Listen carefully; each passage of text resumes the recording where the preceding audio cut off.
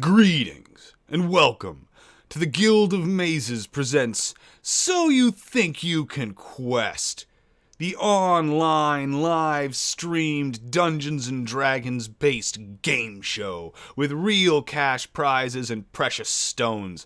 I'm your host and Dungeon Master, and this is just a quick pre-recorded introduction to episode 20 of our open beta development process. I will be taking several days off from So You Think You Can Quest, and am making this introduction so that uploading it later is just that much easier. Thank you all for joining us in this episode. We start the night off with the players in a fit of panic and chaos as they sort out the aftermath of a couple of them having had their minds dominated by some sort of psychic force in the middle of the night at the inn, the Mumbling Mage, beckoning them towards the edge of the lake nearby and demanding that they bring with them the silver and sapphire necklace that they had won in the fight with the ogre tax collectors not some hours ago. Of course, they're able to stop their companion from engaging in such frivolous activity and potentially life-threatening deeds, but the party now still remains with the mystery of what exactly is going on here and what has been trying to lure them to the edge of this lake so that they might give up some of their hard-fought treasure. Who will live? Who will die? And what will happen? I don't even know. You'll have to tune in to find out on this episode of the Guild of Mazes presents So You Think You Can Quest.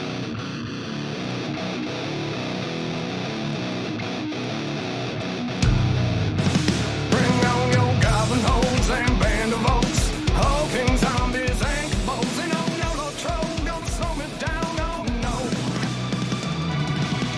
Go bigger, vicious, ever vicious, all so many possibilities. When I swing, I'm a clack, won't be a thing, go again, every time my friend, the outcome's always the same.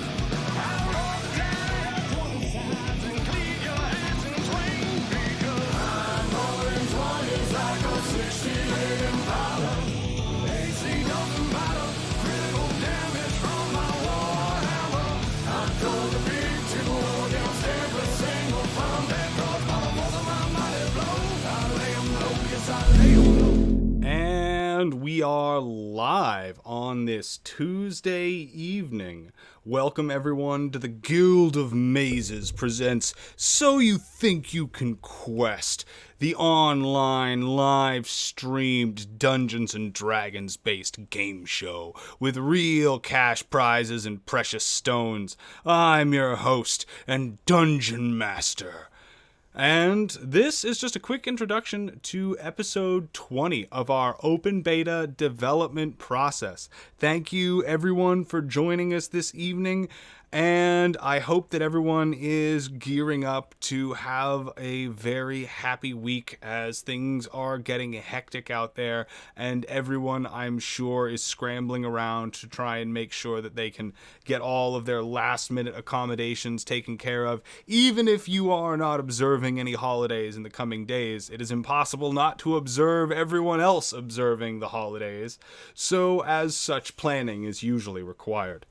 And on the subject of planning, it seems like our players this evening are going to be able to, with a sort of stroke of luck and some tactical superiority from last session, be able to change their plans midstream, and instead of heading south to the ranch lands and Fog Iron Landing beneath, to the south of Hope's Rise, they have taken a quick detour to the Mumbling Mage in order to rest for the evening and stack their gold and copper for the merchants that they hope to acquire several, health potions or armor or, magic eye, whatever it is that they want. Those things that help them not die. However, in the middle of the night, it seems that a entity of some kind, a psychic presence, has invaded their minds and compelled them to bring tribute to the edge of the lake by the mumbling mage. This means that the party, who was able to make their wisdom saving throw, woke up to find that the party members who were not able to make their wisdom saving throw were staggering out of their hotel room with a very precious amulet in their hands. After some shenanigans ensued and no one died, but there was some damage to the hotel room in the form of a web, it seems that our players are now standing on the cusp of discovering what it is that might lurk in the lake, as well as whether or not that amulet they hold has any particularly magical value that they might have overlooked originally. So before we get into it, I'm just going to take a quick moment to thank all of the fans and the contestants and the patrons alike, as well as remind everybody that we have transitioned into a new period of production, and from this point on, the cash prize that the players are trying to obtain as they quest to make it into the entrance of the dungeon is going to escalate session by session, that it goes unaccomplished. And so soon as the days pass, we will see that prize soar into a reward of epic proportions, one that the players will surely not be able to overlook, and I'm sure as well will also draw the attention of some yet more veteran adventurers from around the ether who might coalesce around this prize. Of course, we also have a special giveaway this evening in the form of a precious stone that I will be giving out to anyone who is in the Twitch chat or who has signed up to play this evening as a registered contestant. And so I'll be doing a drawing at the end of the night. So not only will there be a contestant award, there will be a drawing for potentially some of the fans out there who aren't even registered players at this time. You might be able to take home one of the precious stones from my cloak pocket and eternal bragging rights along with it. But you'll have to tune in, or at least be there in the last 10 minutes or so when this drawing is happening, as that will be when you have the time to strike. For those of you who have seen it, it's a rather beautiful pink and black looking stone in the shape of a heart. Nothing, I think, could be more fitting for the first holiday giveaway that this channel is doing, other than a black and twisted stone that has some semblance of what used to be a human heart. Now, from there, I've done all of my thank yous, I've done my well-wishing, I've done my recap. I can't think of any other reason to stall this other than to say, so, you think you can quest?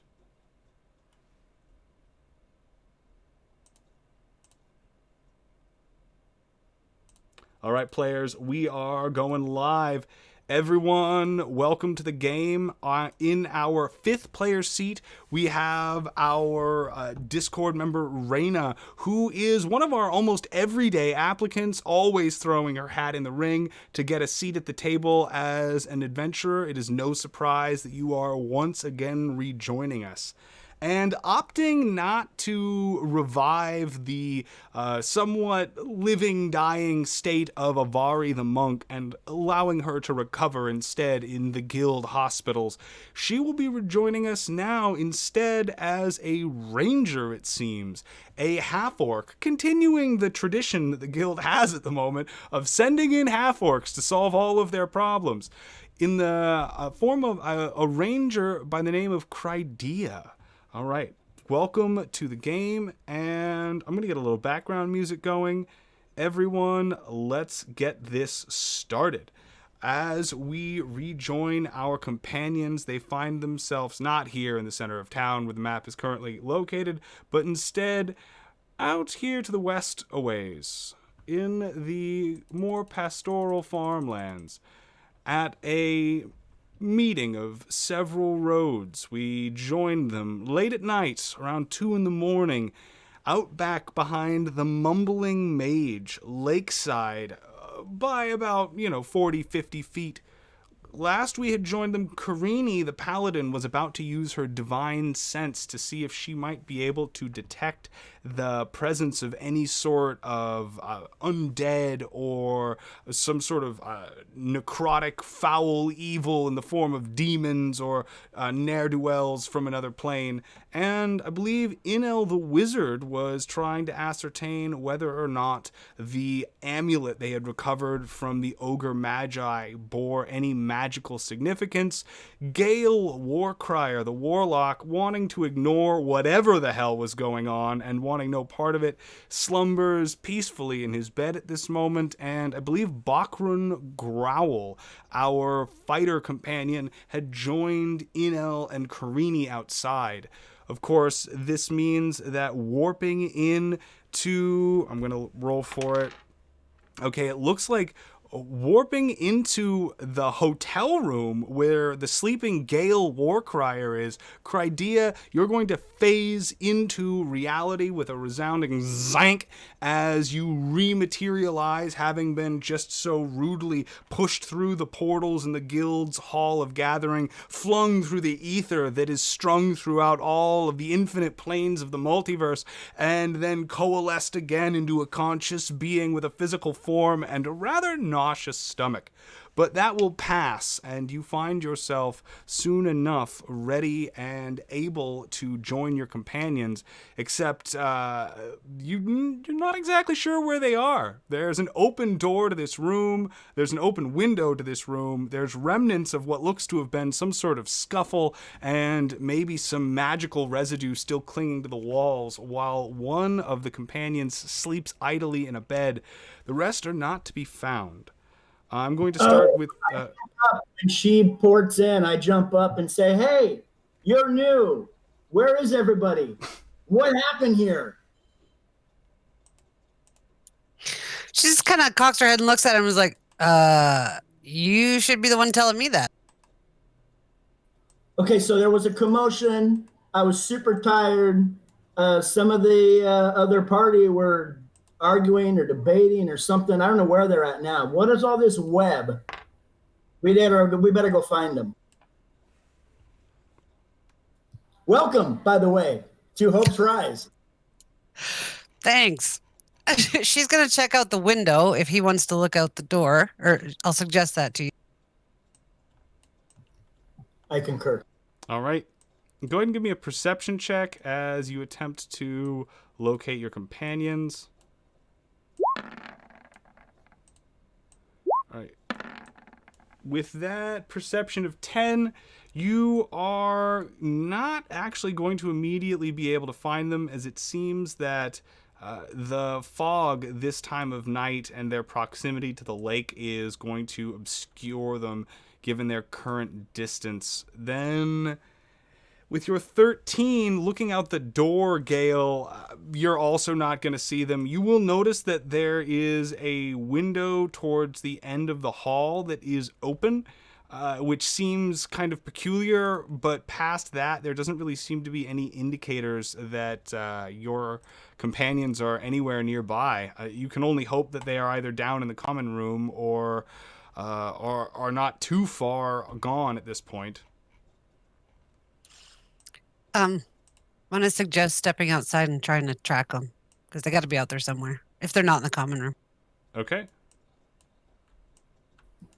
Yeah, I'm going to go out and look for tracks or there should be some sort of signs of them headed somewhere. All right. As you step outside, I'll go ahead and ask for survival checks from the both of you. Of course, I believe in this instance, Crydia, you should have, I believe, advantage on this check, given your ranger status. God, I hope so. I don't know what your favored terrain is off the top of my head, however. Mountain. Mountain. All right, yes. Hope's Rise does technically classify as mountain. So that is going to grant you survival. Then with that 21 as well as that 14, you're going to be able to, by putting your heads together, quickly ascertain that it looks like your companions are nearby. Now, this is all going to take a few minutes as you sort of track their footprints to find where they currently are located. And in that time, I'm going to cut back to the rest of the party as I get this music queued up finally. Sorry, Sirenscape was deciding to be a little troublesome at the moment. And there we go. So, party by the lakeside. Inel, your detect magic will take a moment to resolve, so I'm going to... Actually, it was a ritual identifier.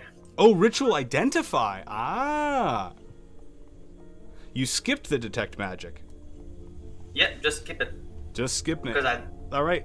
Remember, identify does have 100 gold cost in... I forgot that, so I'm just gonna do ritual detect magic. Alright, got it. No worries. Then, with that ritual detect magic, you are going to be glad that you decided not to, as it seems that despite the demands from this psychic force, the amulet in your hand doesn't emanate any magical signature of any kind. It seems to be entirely mundane. Though the silver and the size of the sapphire are remarkable, and you wish they were magical, that would just add to the value of this exponentially, it doesn't seem to be the case, unfortunately. And then, last but not least, we get to Karini. Your divine sense, I believe, has a range of, is it 30 feet at this level? Looks like 60 feet. 60 feet, got it. All right. So with that, Karini, I guess my only question is, where are you standing exactly when you use this? About 15 feet from the shore. All right, 15 feet from the shore. Let me do a couple quick statistical. All right, so with that, you're going to feel this pull coming from deeper within the lake, this almost like gravity of some kind, but it pulls at your soul not in the way that you might be compelled towards some kind of divine presence or the intense like magical sort of I'm trying to think of the right word here, but well springs that can pop up around both Eidolon and Hope's Rise. Instead, it's like this sucking void tearing at the edges of your soul. And you get the sense that there is some sort of great darkness and a terrible evil lurking underneath those waters. And as you are currently standing, sort of allowing your mind's eye to slip into the perceptions of your soul, you're going to hear in your mind now again a beckoning call. And the voice will say, "I know you can feel me. I know you know that I'm here. Come, join me, bring me tribute, so that we might be allies." I'm just gonna respond. I'm not being like charmed or anything. It's just like speaking to me. No, it is currently just speaking to you. It is not attempting to dominate your mind or do anything else of that kind. I'm not a great swimmer, so thanks for the offer, but I'm gonna pass. Thanks. With that, you are going to see the surface of the water begin to rumble. And as the waves begin to form, it seems as if the water is starting to part in front of your feet, Karini. And it only extends maybe 2-3 feet into the actual shoreline, but it becomes quite obvious to you that it is almost offering to part around your feet, as if the lake is beckoning you into its waters. I serve the goddess of Ari, so still sorry, gonna be a hard pass. You okay, Karini? There's like something really dark and ominous at the bottom of this lake, and it's trying to get me to join its side. So I would advise steering clear of this thing. Let's go back to the inn and sleep. I need it. At the end of the last session, I was hiding poorly in a bush. Do I see them? Do they see me? Oh, yes. Inel's attempts to ritual cast detect magic are something that are definitely going to sort of draw a certain amount of attention. And during that time, and also Karini's time spent communing with whatever it is that lurks beneath this ocean surface, will have also allowed both Gale and Crydia to make their way over. So the entire party will have at this point joined us here by the lakeside, and it is going to be quite plain to all of you, without checks required, that the ocean waters of this, the waters of this lake are still yet offering to part wide and allow entrance into it, as if the offer is on the table for not just Karini. And yet again, through all of your minds, you will hear, "Come. Bring me tribute, so that we might be allies." Is there a sense of immediacy to this call that I was charmed under last game? This immediacy is not. No, not as. I guess that would not be the right word, but there is a sense of. Desire would be the best way to put it, as if the on some level that doing this would scratch some sort of itch in the back of your mind. It seems as if it would be almost pleasurable to offer tribute to whatever this being is. Last time I offered help to a dark being, I became a half-bird, so nope, and I go back to the inn. Come on, guys. I want to ask, Hi. who are you that we should offer you tribute? I am the mighty Norbelung. I dwell we all beneath hear that? these waters, and I demand tribute of those who would otherwise seek safe passage across my domain.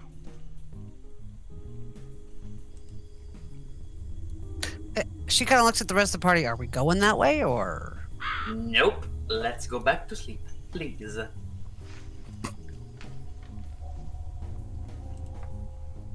All right. Come on. Is everybody? What's Pointing at the inn. Give me the name again. Norbelung? I can spell it into chat for you. I actually. Can I do? Sorry, go ahead. Can I do some kind of Arcana check or history or something with that name? You're more than welcome to. Yeah. I want to use that bonus starting item to.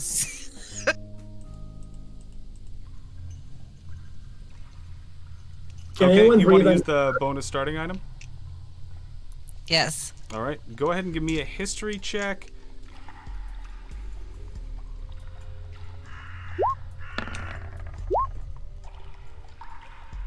All right, Inel. That 18 history, the name Norbelung is gonna mean nothing to you.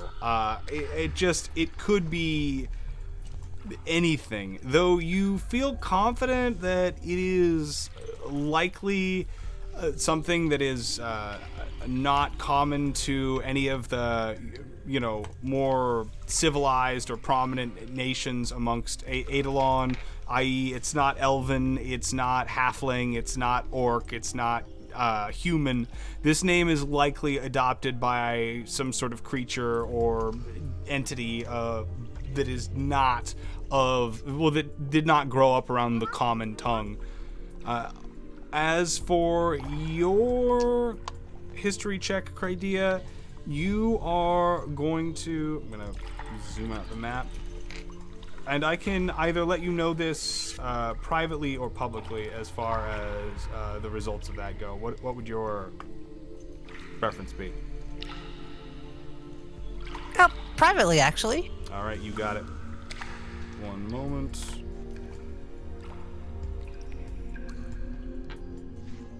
Gail, Carini, are you feeling lucky? Bugren also, are you Those birds get feel loud. good?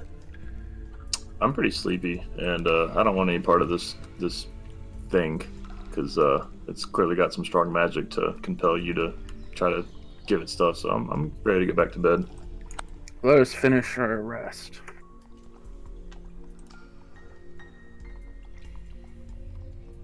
All right. Credia, that's her name.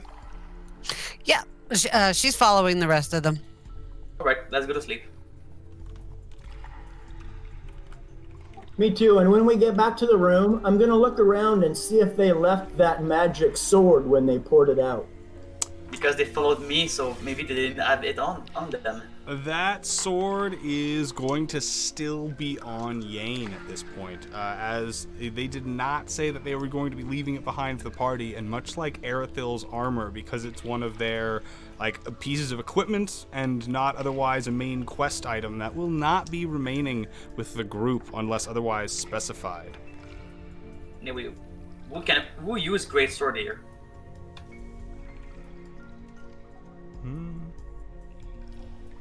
I guess. Well, I'm going to finish up, hopefully use my little bonus starting item to do a... Oh, I have to have a named target. Never mind. I'll wait on that.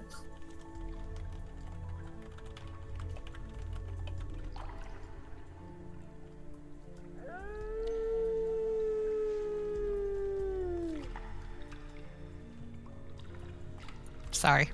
No, you're fine.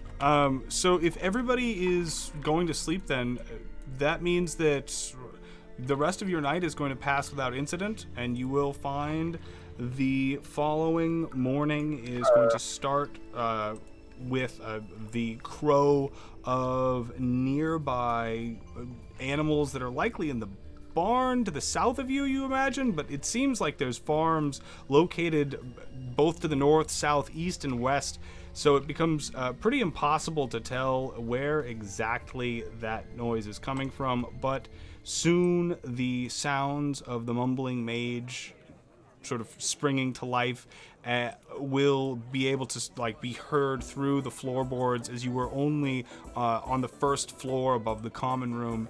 And you find the morning not entirely without sunshine, as is considered sunny here on Hope's Rise. There are some rays peeking in through the windows, and you are greeted as you rise to a voice in your minds saying, "You could still bring me tribute, and we could be allies." Are the rest of you guys hearing this too? Yes, I'm gonna respond in primordial to see if they understand me. If we need you, we will gladly give you tributes. So what is this thing worth that the creature wants? I don't know, money. It's not magical, it's just money. I guess it's greedy. So does anyone know who Norblum is? That's who it is talking to us, right? Yes, Norbelung. As at least that's what it referred to itself as. I don't know. I'm pretty knowledgeable in those things, and it's just nothing that I know of. Can anyone breathe underwater? I don't want to go there. Really, not. No? Okay. I mean, Gail, if you want to, that's your job. But give the money back before, just in case. I'm joking. Have we completed a long rest by this point? Yes, at this point, your long rest is completed. I'll ask it, I guess, mentally again. How much tribute is this tribute that you're asking for?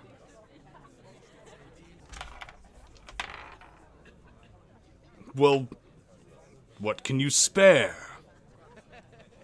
Surely, with that much gold on your person, you could part with something for the mighty Norbelung, and then we could be allies. Oh, I have no interest in serving you, but the Guild of Mazes could always use allies, especially in a advantageous part of Hope's Rise here. So how's 5 gold sound? We can be friends. All right. Are you approaching that from like a dismissive standpoint? Are you trying to insult it, or is that like? It's like a genuine offer. Honestly. Okay, so give me a persuasion in that case. That if that's a genuine offer. All right, 14. That is going to be countered with the more that you talk to this voice, the more it seems to really be unable to maintain this kind of like booming, almost imposing demeanor in your mind. It says, well, surely you must have more gold that you could part with than that. Are you poor? You need I am the mighty help? Norbelung!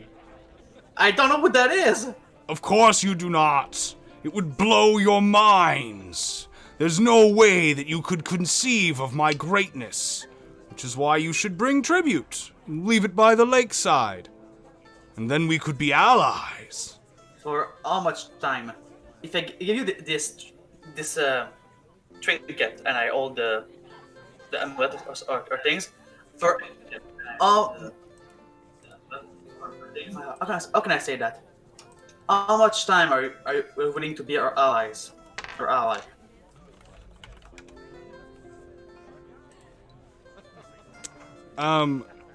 So... Sorry, I had to respond to somebody there. We could be allies for quite some time. It depends upon the tribute that you continue to offer me. You will see that being an associate of the mighty Norbelung is quite beneficial. I only have one question for you. If I give you this and you become our ally, could you teach me how to see things that people don't see?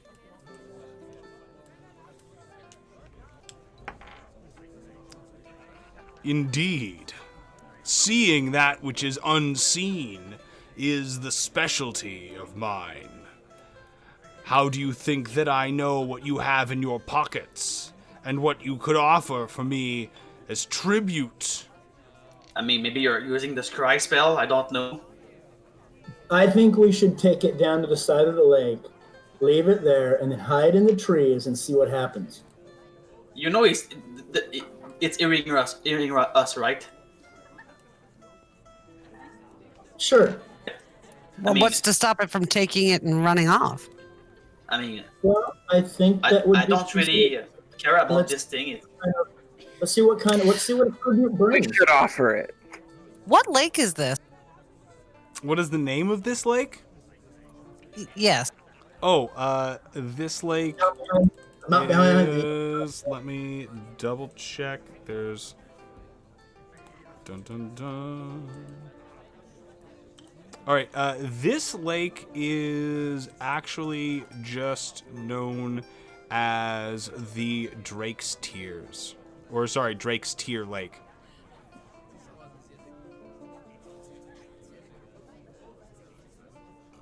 I think I know that Drake. Yeah. Zing. Alright, Norbelung. I'm I'll willing. take it. I don't wanna. I'll take it by myself. No, Wait, I will well, while- take it. While they're arguing, I just want to tell them, I like to see my allies. Can you show yourself first? Yes. Come, join me. No. You come to us. Oh, How they about can't. They we cannot come here. They're meet stuck in the halfway lake. instead? You're stuck, aren't you? I am not stuck anywhere. I am the mighty Norbelung. So why don't you come to us? Right. I am very busy. This Why? is why I am actively trying to acquire associates with which to help me with my great business. Oh, so you need help. We don't need you. You need us. You will need me if you decide that you do not need me. All right, Norbelung. Here's the deal. See, so we're 5 adventurers out helping the Guild of Mazes here, and like we need our gold. So if you can tell us maybe potentially a tangible benefit you can give our party or maybe future members, where we could see this alliance being useful, we'd be more than willing to be in an alliance with you or friends. But right now we kind of need all the gold we can get. All right. Go ahead and give me another persuasion check, Karini, as you attempt to, make this disembodied voice see reason. That's nice. That's so 20. nice. All right.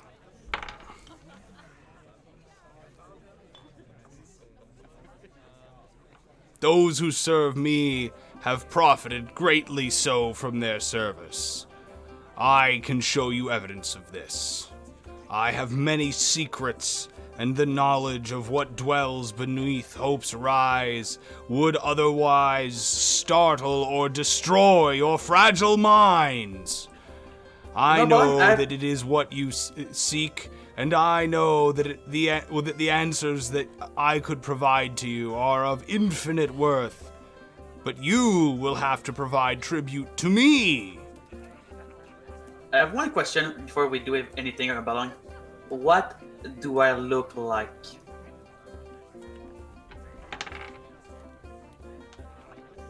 You are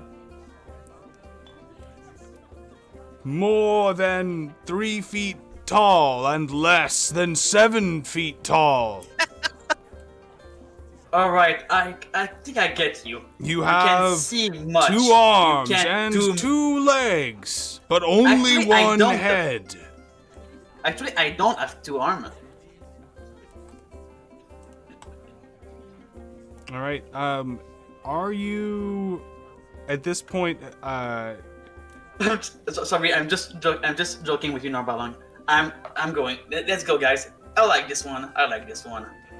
So Enough to give him your sapphire? Sorry. I mean, yes. This is someone who's making me laugh is worth more than this thing. Agreed.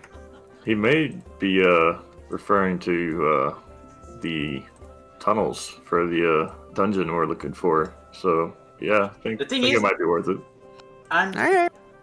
feeling sure they're not that powerful. Going to be useful here. Well, I just got here, so I defer to the party. Sorry, Gail, what was that? You kind of broke up on mine. I said any powerful ally is going to be helpful here. I'm going to head down to the lake. How far is it from the back door of the? it's only about from the back door itself, maybe 60, 80 feet. It's not that far. Oh my. Okay. I'm going to head over to the shore of the lake. Come on, you guys. Yeah. I'll put my armor on and go with them. So I'm only going to close about half the distance between the back door and the lake, and I'm going to cast mage armor. All right. And then I'm going to, in my mind, since this creature's been talking to us, I'm going to say, hey, we are here. Show yourself. I will only meet you halfway. And as it says that, you will see once again the waters behind the mumbling mage begin to slowly part. as if to create the beginnings of a pathway that one might walk down. All right, I'll do it. I'm gonna take off all of my valuables, armor, everything, basically Just go tunic down to and clothes. are Yeah, you because carrying I a don't. weapon of any kind? Nope. All right. Because I'm still not trusting this thing to swallow me up and take all of my valuables, and I'll offer to take the necklace down. All right. Um, just I'm to just be gonna sure, ready my. I was just gonna ready a bow just in case. And I'll tell them, I'll be like, I'm gonna meet you in good faith, but my party members here belong to a powerful group of individuals, and they won't take kindly to being betrayed. All right.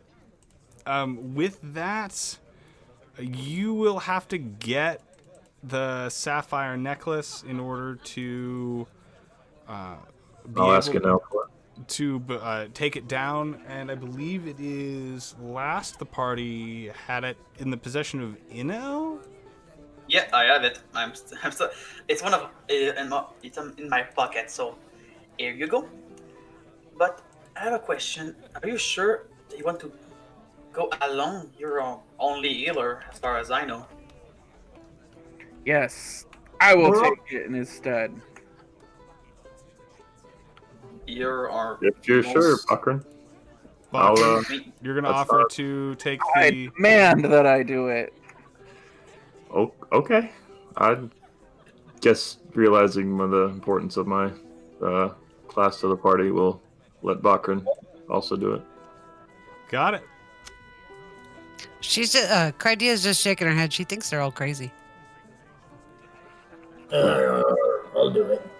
We've shared a bond fighting Balkran, over. if you're going to take the necklace and begin approaching the waves, Yep. got it. Then that means you are going to, necklace in hand, watch as. Charm wore off during the night. If I'm still charmed, I'm doing it. Sorry, yeah, no, if the charm has not worn off in the middle of the night, as, I go with haste. yep. As no one realized immediately that Bakran, having been targeted by this creature, is still actually under its influence, as he was able to shock Inel out of his charm by tackling him, but Bakran is still actually controlled by this creature right now and is going to continue walking into the water with that in hand. And as you descend into the depths, you will watch as the lake water parts around you, and there is, it seems to be, a small path set out on stepping stones underneath the surface of the water that you are going to be able to walk down and down towards the depths in the center of the lake, where there will be a cave-like opening under the waves that will begin to make itself available to you as the water parts around it and allows you to enter without otherwise having to even get a drop on you. Bakran, you're going to be able to enter this cave, which you find after a short twist and turn is going to be rather dry inside, thanks to what you're not sure is either a magical or naturally occurring air bubble, keeping the waters of the lake above at bay. I continue into the cave.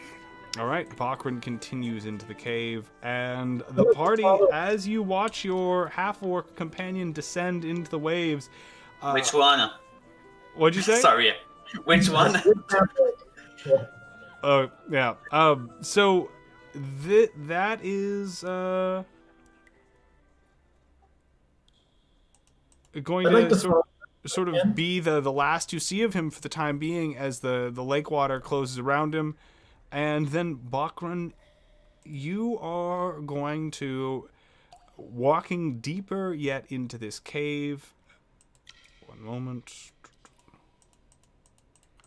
I'm gonna just turn and ask the party. Do we have any means Do any of you know how to communicate long distances without, being able to see or talk to someone? I don't think so. Let me check. I suppose we wait.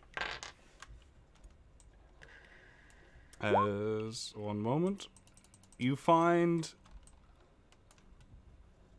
waiting for you at the end of this tunnel a green-scaled, orb-like creature floating some 3-4 feet above the ground. Spindly stalks, like appendages, extend from either of its sides and have at their ends what look to be eyeballs, matching the cyclopean giant eye in the center of its skull.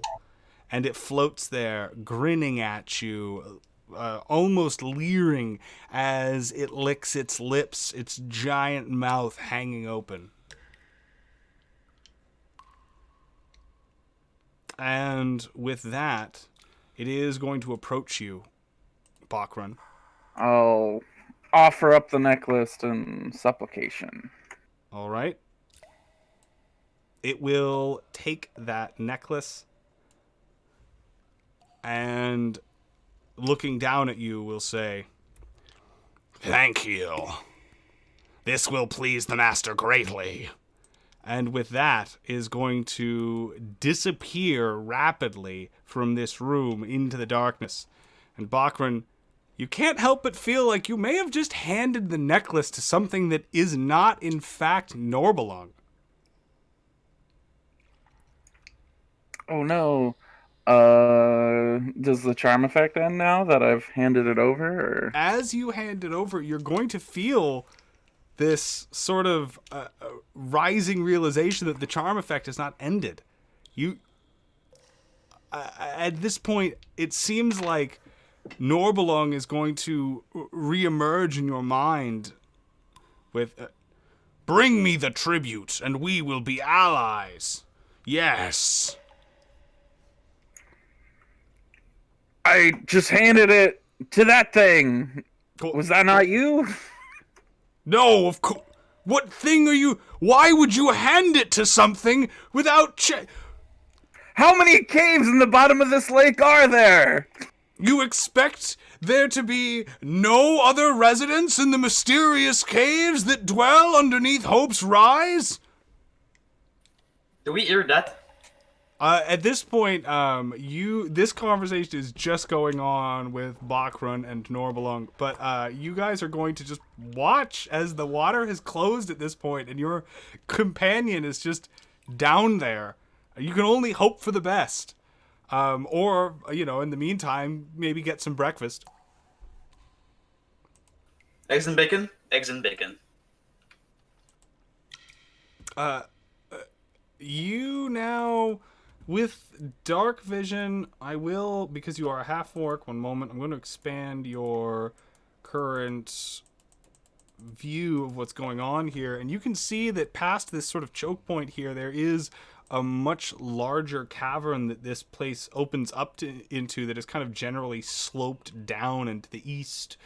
This creature is going to be skirting away at the edge of your vision as you sort of kind of look into the room beyond and see what is there.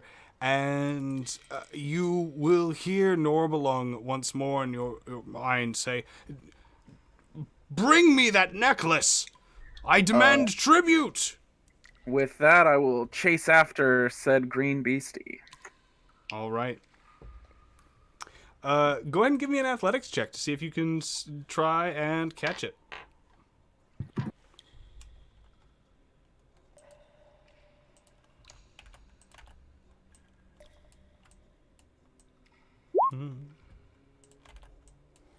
All right, that's an 11 athletics.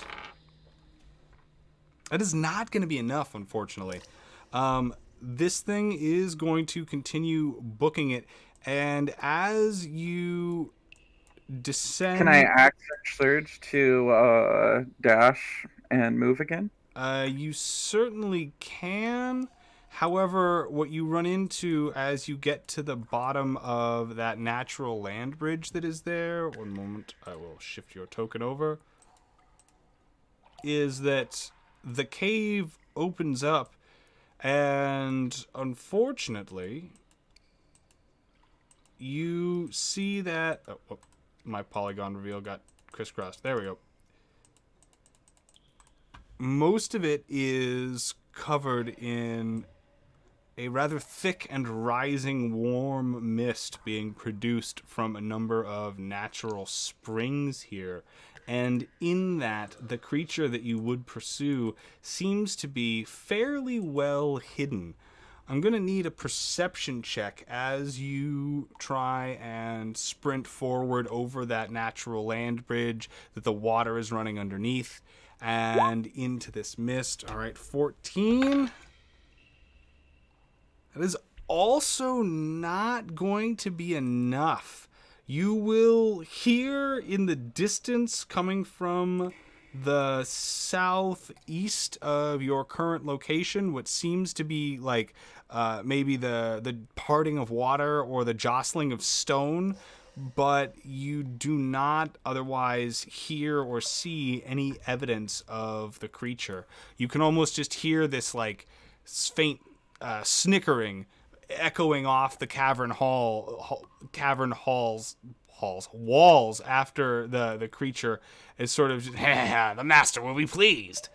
But I saw it floating, right? yeah, I'll call out to Norbelong for guidance. And where did it go?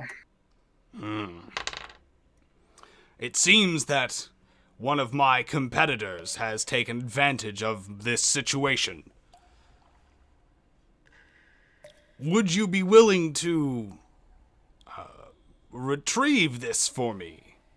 And then we could be allies. I nod. All right. I try to call no. Continue Can I into try the to? fog. Oh, sorry. Can I try to talk to Norbalong again, or You're there's no response? you can attempt to, certainly.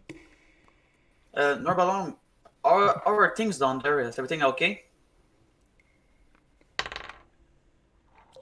It seems that your companion has made a fatal mistake and has been distracted and deceived by one of my enemies. What enemy? It's really a long story, but it's suffice to say a dangerous beast with many eyes and servants that occupy the cavernous tunnels beneath this city. With that description, I'm not gonna check to try to understand what he's describing. All right, go for it. And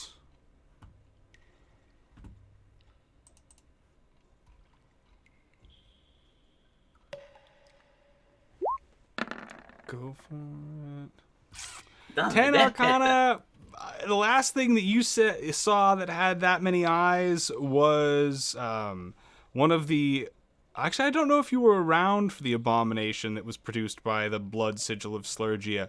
You missed that by... But the gremlins had many eyes, didn't they? So that's the thing that... You are going to, with that 4, not be able to really understand what it's talking about, but Norbelung is going to now, pressing all of you, say, okay, I have another proposal. Instead of bringing me tribute, slay the beast that has stolen my tribute, and then bring me my tribute, and we will be allies. And I will... Well, what is it that you want? Wait a minute. You're so powerful, but you cannot slay this beast? I am of complicated... Do not ask questions. And I'm not up to it. Sorry. Bring my friend back, and I'll throw you 10 goals, and we're done for now. And throw 10 going in the lake, and we're off. While Your they're friend arguing- is under my control. You have little choice in this matter. Either join them in their quest, or let them perish deep beneath the water. This is the choice the mighty Norbelung gives you. While he's talking about that, I'm just gonna walk to the inn. Okay. Sorry, I'm going to tell him. sorry, I'll open not up to it. Can I look for other entrances around the lake that maybe have access to, like, maybe there's a cave that connects to those ones? You're certainly welcome. That would be either a survival or a nature check, and it's worth noting that that would take a fair amount of time, as you would have to, walk the entire perimeter and also scope out some of the countryside around it. Well, not at all discouraging it, just merely making you aware. And at the same, if you're going to do that, one moment, Gale, I had heard you saying something. Yes, I am going to, in my mind, ask them to open the gate again, and I will join my partner. All right. That seems easier. Norbelung will say, "This can be done. These are within the powers of the mighty Norbelung." And that will soon be followed by the waves beginning to part once more, revealing the path beneath. I'm gonna yell at Saying that- Gale. I nimbly follow my partner down there. I'm gonna yell to Gale to take his stuff to him, Bakran stuff. It's like Oh, equipment. yeah, I can trust. I'm Got going my, equipment on me. I'm gonna sigh and start doing the beacon. I'm not going down there, but you're welcome to come back if you're dying. No problem. Prepare the circle in case we need to get out of there. I'll Yep. follow Gale. So will I. All right, so I also want to. Sorry, I also want to ask Norbelung. Like, so you're talking about some creature hoodwinked us here, and you want us to kill it. Are you sure we're capable of killing it? you seem capable. Otherwise, why would I suggest that we might make allies and instead just make servants of you? Because you have no other one. I guess everyone you asked said no. And just while I'm doing the circle, I'm doing that. Can we? Is there something like an insight into what he's really got going on here? Like what he really wants from us? You're more than welcome to. You can attempt to insight. All right. 17, 19. You get the idea that there is quite a bit going on here, as it seems like this creature is quite potent and powerful in terms of its psychic presence. You know from what little experience with magic both you, Crydia, and you, Karini, have, that being able to broadcast one's thoughts and communicate at this great a distance without there being any sort of breakdown, or also no checks required in terms of the way that it seems to be able to invade your mind. At the same time, it does seem to get a little bit titchy every time you touch upon the subject of it perhaps not having all of the agency or power that it would otherwise like. This leads you to believe with that 19 that likely you're dealing with something that is fairly powerful, but also probably trapped or bound or restricted in some way. This appeal for tribute is probably part of a greater, I don't want to say plot, but definitely kind of like they're trying to bait and switch you here, you imagine. Yeah. So while we're going down, I'll just talk to the party about that. That there's way more going on here. One last thing I'd like to do before I actually get into the waves. If I could give Enel all of my gold and silver, just in case. I don't want the party or the guild to lose all that hard fought treasure. That's how much? 24 gold.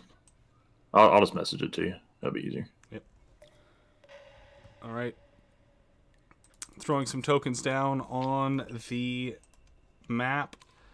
Inel remaining behind as a much-needed anchor for his companions should things reach their worst. We then are going to, in this time period, cut back over to our companion Bakrun, who is sort of, I don't want to say stumbling around, because I don't know what you're doing, but you are sort of in this large mist and water-filled cavern. There are the noises of both like flowing water over stone, as well as dripping water in the distance, and the drone of what sounds like probably a waterfall of some kind coming from deeper within the recesses of this rock. I'll continue searching and trying to listen for this floating creature as I go further into the cave, and perhaps I'll snore along for further assistance in finding it. All right. Go ahead as you make your way further into the cave. Where are you going? As we're looking at this map here, there are seemingly all of the directions available to you at this time. I'll continue in the last direction I saw it head, which was straightforward. I think you had talked about some snickering I heard, maybe in that direction. Okay, got it.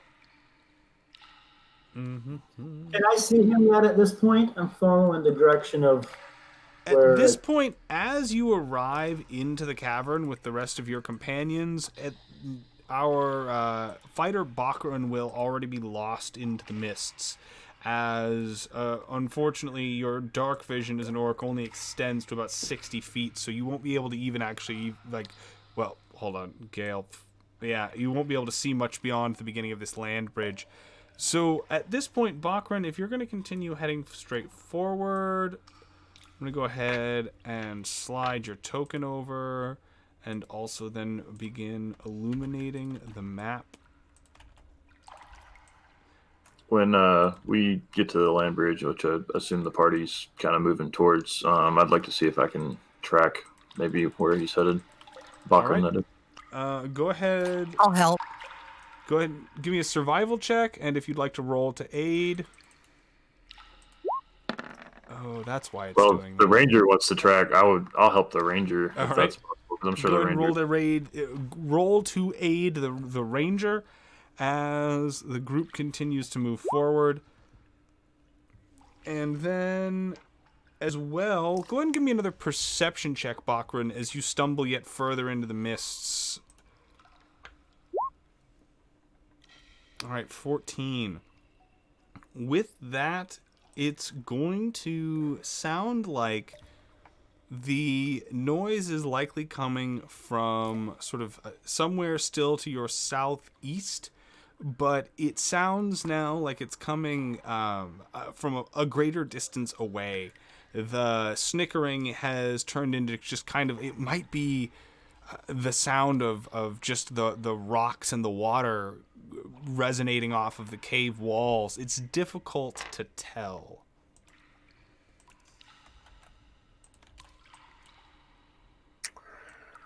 I'll continue forward, searching for it, and trying to make my way through the mists without falling into any of the various bodies of water. All right. Meanwhile, Foster, just to be sure. Sorry. What's up? After I'm done with the beacon, I will hide in my rope trick. Just tell me when the beacon is done. Got it. The beacon will only take 10 minutes, so it won't take very much longer than the amount of time after the amount of time it takes your companions to make their descent into the waves. So by the time you have that we are sort of dealing with this right now, that beacon is up and going. Right, I'm gonna hide in my rope trick. Just 15 feet up. All right. Now, that, one moment, is going to allow my reveal tools not wanting to. There we go. As you shift forward, Bakran, you are going to see a cavern turn into a tunnel here at the southern corner of this sort of wall, and you're going to have a good feeling that that's likely where the snickering was coming from. In the meantime, your companions are going to make no small amount of noise as they are entering into this room and looking for you, which begs the question, are you calling out to Bakran, or are you just merely trying to see if you can quietly ascertain your companion's location? I'm just gonna ask the ranger how's it going with the tracking there. Yeah, I was going to ask how many or how far that one got us compared With to the where he's at. 21, you feel very certain that you can read this person's direction. The issue is only more of just the fact that, like, how quiet are you guys trying to be in this attempt? I'm gonna kind of look at the ranger and just be like, we probably shouldn't be too loud. We don't know what's down here, and our voices will probably carry off these hard faces here. Yeah, I completely agree. So I'd like to try to be somewhat stealthy. All right. Me too. If that's the case, which is why I ask, if you are all going to basically be trying to sneak, that will keep you behind Bakran's pace, as Bakran is just trying to be somewhat careful and also not having to look for his own footprints. So that will get you to basically within about 100 feet of your companion, but due to the darkness and the mist of this cavern, you will not be able to see them. And that is going to then allow Bakran, are you going to head further south there? Yeah, I'll head into the cave I found. All right, so that means that Bakran is going to continue down in that direction. As the lot of you... stealth rolls. I will need stealth rolls from everyone. I have Except you, disadvantage Bakran. with You're fine. chainmail. Yeah, you have disadvantage in your chainmail. 18, 13...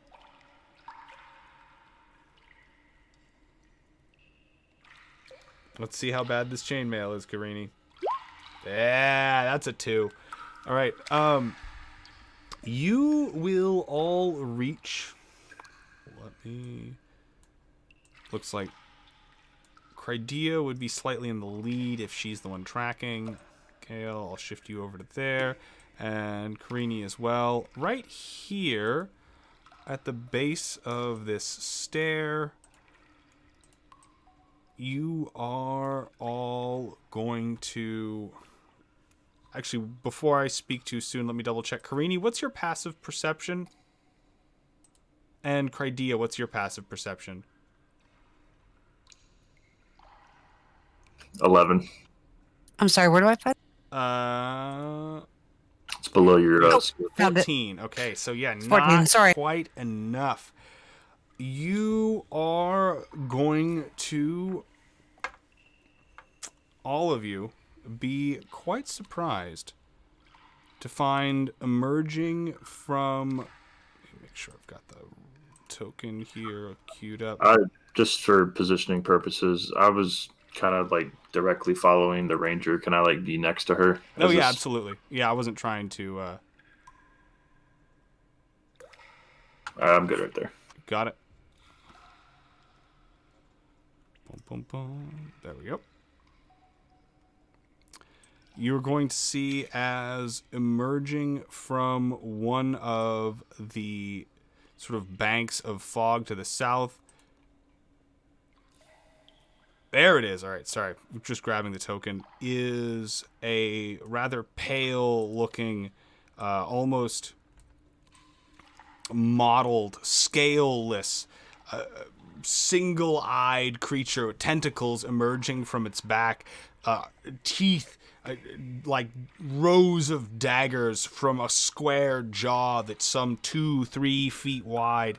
And the creature is going to begin screaming out and crying in alarm as it waves its tentacled appendages and starts streaking directly towards the rear of the party. Likely, based on the distance, it's going to be attacking actually the center because it was coming out from across the river. So that's going to be...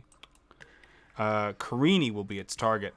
Carini, it will not be able to reach you, however, before you all get a chance to roll initiative at this point. So I am going to put a little bit of battle music on, and don't forget, everyone, to click on your tokens before you roll. That makes it much easier for me to get you added into the turn tracker. For sure, I think the enemy is on the DM layer because I cannot see it. I can see it. I can see it. Well, I mean, see on it. through my player side. Kind of weird. The enemy, I'll use the arrow, is right here. Or can you... It just loaded. Okay, yeah. Sometimes it takes a second. Would it cost any action economy for me to see if, with my background of monsters and stuff, if I can roll anything to see if I recognize what this thing is and what it might be capable of? That would be something that you'd have to make on your turn. That's 7, 11, 16. All right. And get this thing rolled on. It looks like it's going to be... Oh, that's weird. Okay, yeah, I think I know why you might have been having problems with it. I'm also having problems with that token now, too. It's not wanting to... Well, hold on.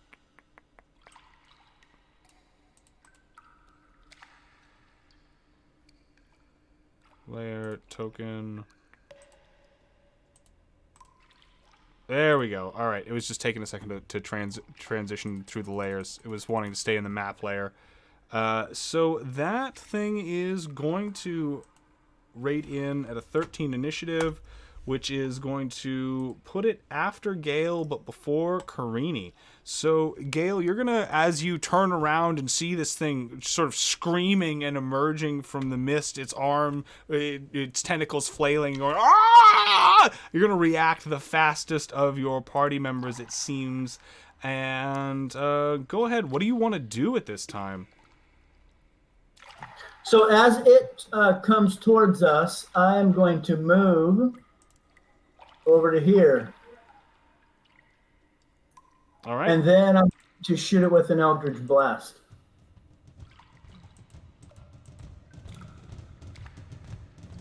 Got it. Oh, Nice.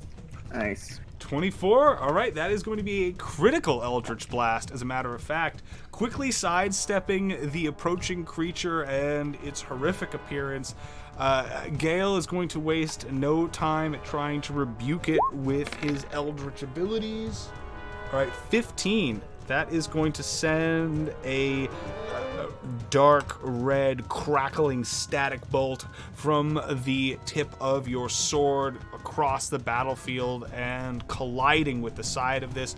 It is going to create a scar across the surface of its flesh that sort of crackles with still a little bit of the remaining potential energy.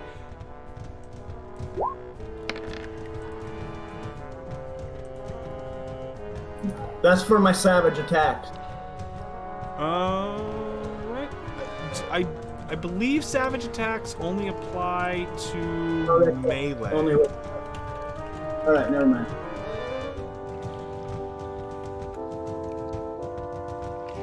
Yeah, melee. So in that case, it will not. So, Gale, you've moved. You've used your action. Is there anything else you want to do for the time being? No. All right, you got it. From there, we are going to go to this pale, mottled-looking, but tentacled creature, as now having definitely identified the most threatening of the members present for the moment, is going to change tact and go and try and attack the warlock. You are going to see what happens. Gale, you're going to be fine when it comes to this creature's attempt to try and bite you with its melee attack. However, I am also going to need you to give me a wisdom saving throw, as the gaze of this creature seems to carry with it also some sort of extra worldly property. That's 20 is going to be more than enough to see you through. No stranger to fiends and the lower planes and horrors of this nature, Gale, as this creature tries to perhaps instill some sort of fear or degenerative terror into your body, you are able to meet it with a mind hardened by steel, or hardened like steel. And that is going to be the creature's gaze attack, its melee attack, and then the fun starts happening. So it is going to...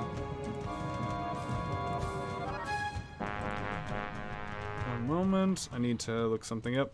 As this is going on, it looks like the eyes at the end of this creature's tentacles are all going to begin sort of flickering and lighting up, and as if almost in sort of like a strobe-like pattern, each one is going to kind of spark and fritz and produce different colors for a second before finally one of them manages to kind of catch momentum and summon through this arcana.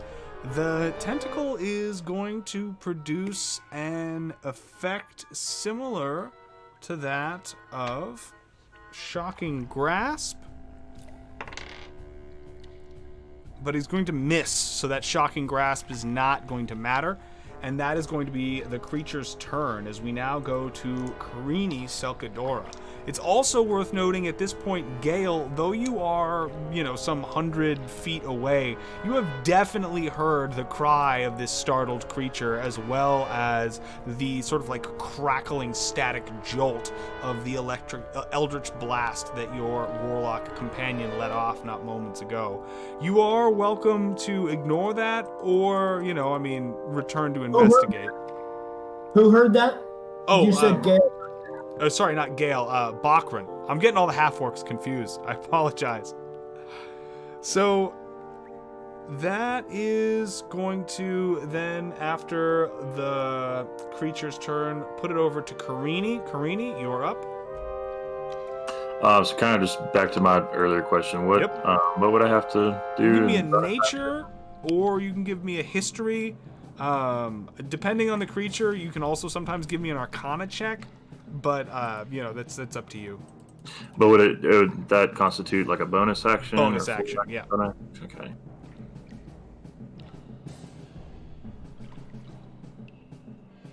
I just want to clarify just for a moment, because I'm still kind of new to D&D itself. I can cast a bonus action spell as an action and also take a bonus action? Yes. Okay. You can trade an action downwards basically into any other of the action economy. Like, you can take a dash to move, or you can use it to take another bonus action.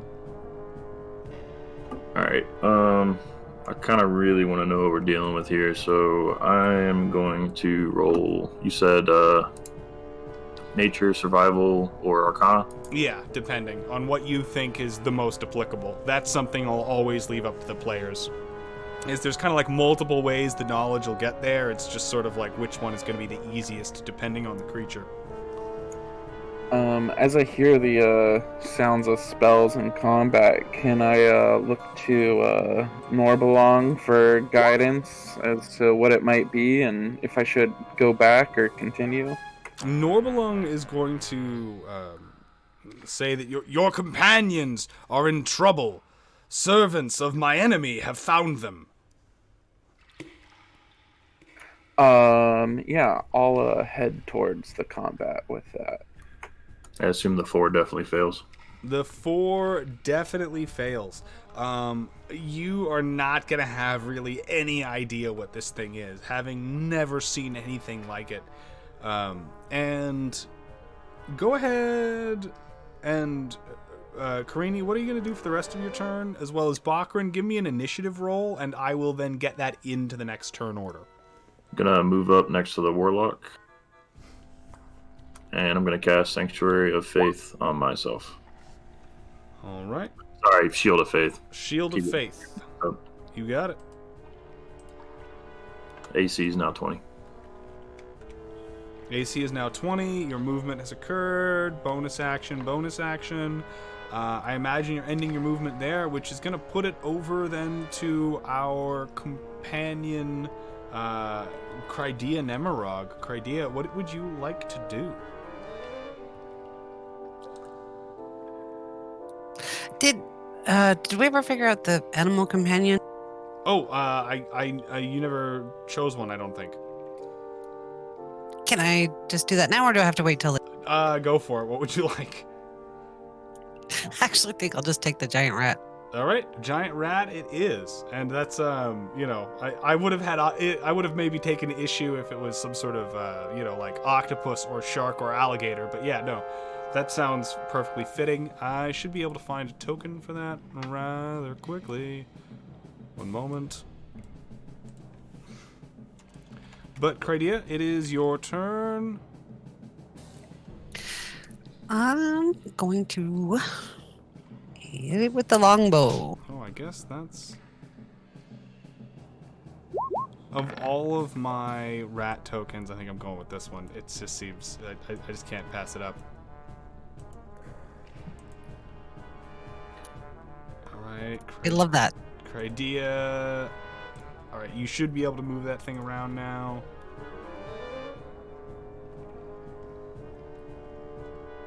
And 20 is going to be certainly enough to hit this creature. That's going to be a 4, so that's not that much damage, as the arrow is going to get kind of knocked off course by the flailing of this thing's many tentacles, which is going to cause it to kind of, instead of striking true, just kind of scratch the surface of this creature, causing it to bleed ever so slightly.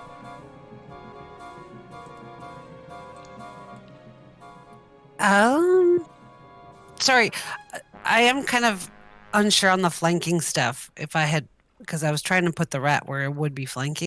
So the way that flanking works is that you have to, in order for a creature to become flanked, there have to be 2 creatures on opposite sides of it engaging it in, or threatening it in melee. And then once something has been flanked, any attacks made against it count as flanking attacks. But unfortunately, you can't use melee and ranged to accomplish, like, creating the flanked state. You have to have, like, your rat would have to be, like, essentially across in from the those water, opposed on the opposite side of Gale or on the opposite side of Karini. Okay, I'll just watch for an opportunity for that to happen, but thank you. Yeah, no problem, no problem. So then... Crydea, that's your attack. You've moved your rat. If that's all that you want to accomplish with that, it's going to then pass over to the top of the order, which would have been Gale, but it looks like our newly sort of joining the fray companion Bakran, having heard the cries of combat from some distance, is going to come running immediately. Their fighter instincts unable to keep them away from, sure, that works. Unable to keep them away from the sounds of battle. That cuts over to you, Bakran. What do you want to do? It looks like, can you move me 30 feet closer without going into the pool? 1.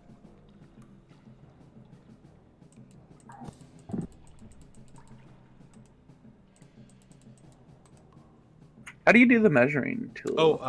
If you look on the toolbar in the top left-hand corner, there's an upside-down Q. It's called the Snap to Center tool.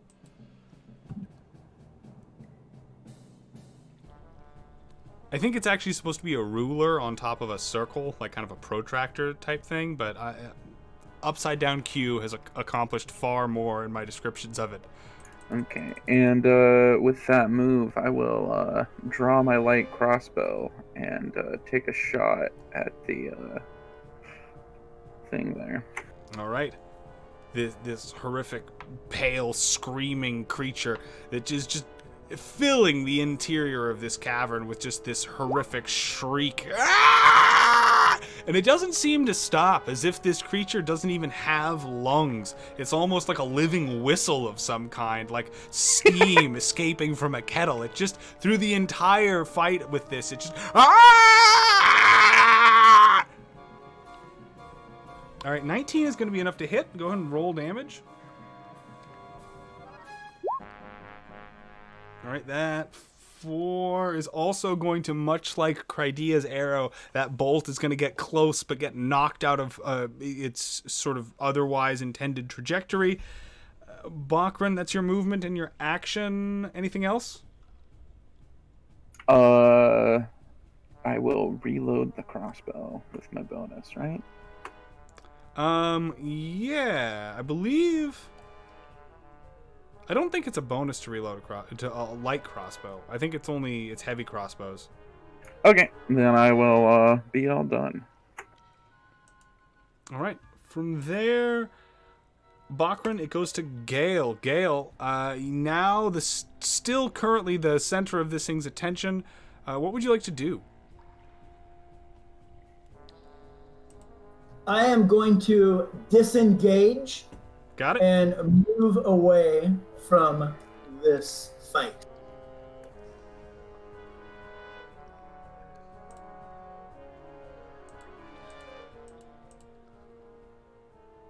To right about there. And that is my economy, I believe. All right. Well, from there, then we go to the creature. The creature, now not wanting to really waste any of its movement, is going to continue to try and attack Karini now. Karini, your AC is 20, I believe? Yep. All right, so its bite attack is going to be unsuccessful. However, you now will be subject to the same gaze attack that Gale was moments ago. So go ahead and give me a wisdom saving throw. This is not a charm effect. I was going to ask that, yeah. I do have proficiency, though. Nicely done. That 16 will save you for the time being, as you can feel the creature try to get inside of your mind and start tearing apart at the fabric that holds your consciousness together. But you are able to, push it out of your consciousness and keep your mental fortitude for the time being. That means it is going to now be time to see what happens when... Okay, once again, you're going to see these fits of sparks as if things are trying to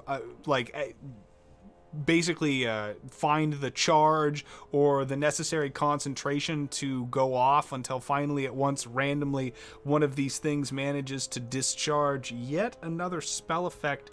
This one is going to, Karini, I'm going to need you to give me a dexterity saving throw.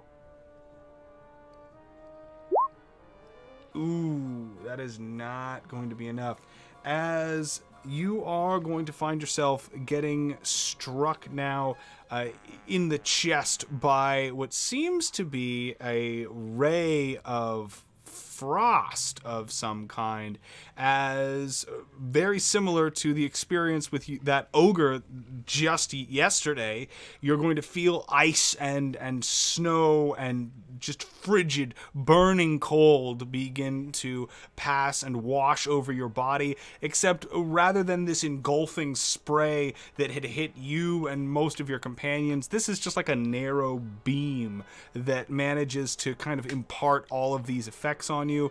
And you're going to take a total of, that's going to be 12 cold damage. And you are also then going to have half movement for the next round. I saved on concentration for shield. Got it? Shield Faith is still up.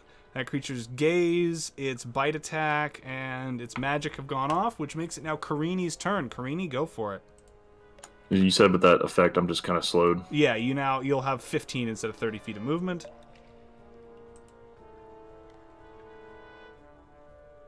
Like the rat is from the ranger, and if the rat got on the other side, would that constitute flanking? If the rat would have to be in melee threat range of it, and at the moment it is not currently. Okay.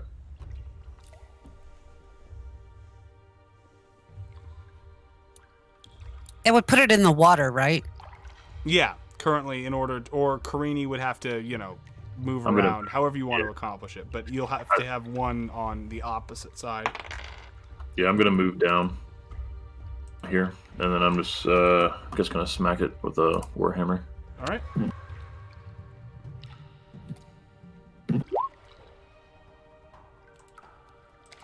Oh, let's get him out now. Get him out now, indeed. That is going to be a critical failure, and I am going to be rolling for variance here. It looks like as you swing with that warhammer, you are going to overextend, and I'm going to need you to give me a dexterity saving throw again this time to avoid stumbling into the water of that river that is right next to this creature.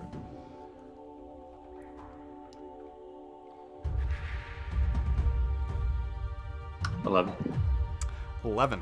So that is not going to be enough. You're going to miss it by 1, as you are going to then end up stumbling and falling into this river. That's not going to cause any damage to you, and it's not fast enough moving that you need to worry about being pulled away in it. But effectively, that is going to be difficult terrain while you're in it. And it is also going to allow the creature advantage on its attacks against you while you are in that river, as it is rather difficult to bring your shield to bear and move around in the same way. I believe... Well, do I still have some movement? Because I didn't use all of it, right? No, you did not. So you do still have some movement. So I guess I used about 5 feet getting diagonal on it. Yep, and then difficult terrain it'll cost you 10 basically just to get back onto shore. So I can crawl out right here. All right, you got it. All right, that's it. That's all I got. That's all you got. Things are going wrong quickly here.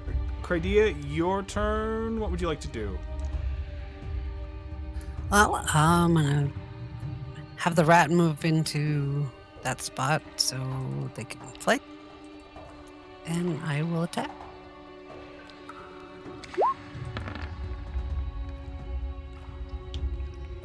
Okay. 14 is not going to be enough, but that creature is now flanked. So you do have advantage. That 16 will be enough to break its AC. 10 damage. All right. This time, the arrow will fly true now that you are almost, eye to eye with this creature in terms of direct facing, and it is going to burrow itself slightly above the creature's forehead, mostly occupying what you think is just flesh, but you hope it pierced bone. And I think that's it for me. All right, go for it. That means it's going to be top of the order with Bakran. Bakran. Right.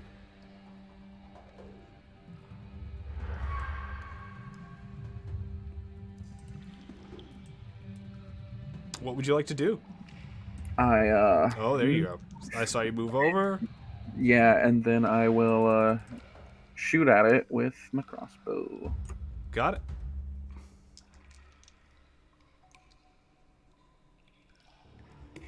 Do I have advantage on this? You do. Mm-hmm. 11.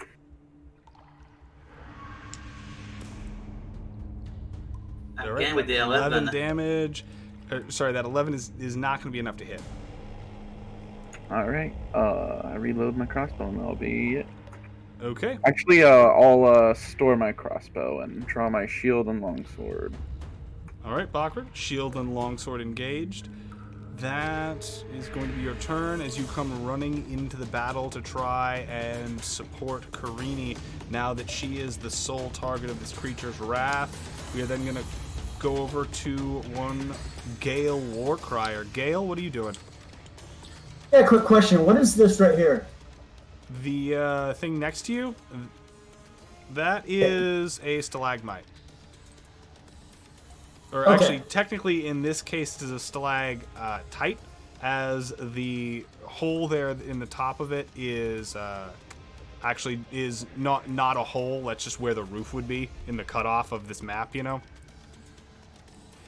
So it's a pillar. Yeah, effectively. Okay, so do I get advantage on my attack as well? Yes. From over here? Okay, so I'm going to fire an Eldritch Blast with Got it. advantage first.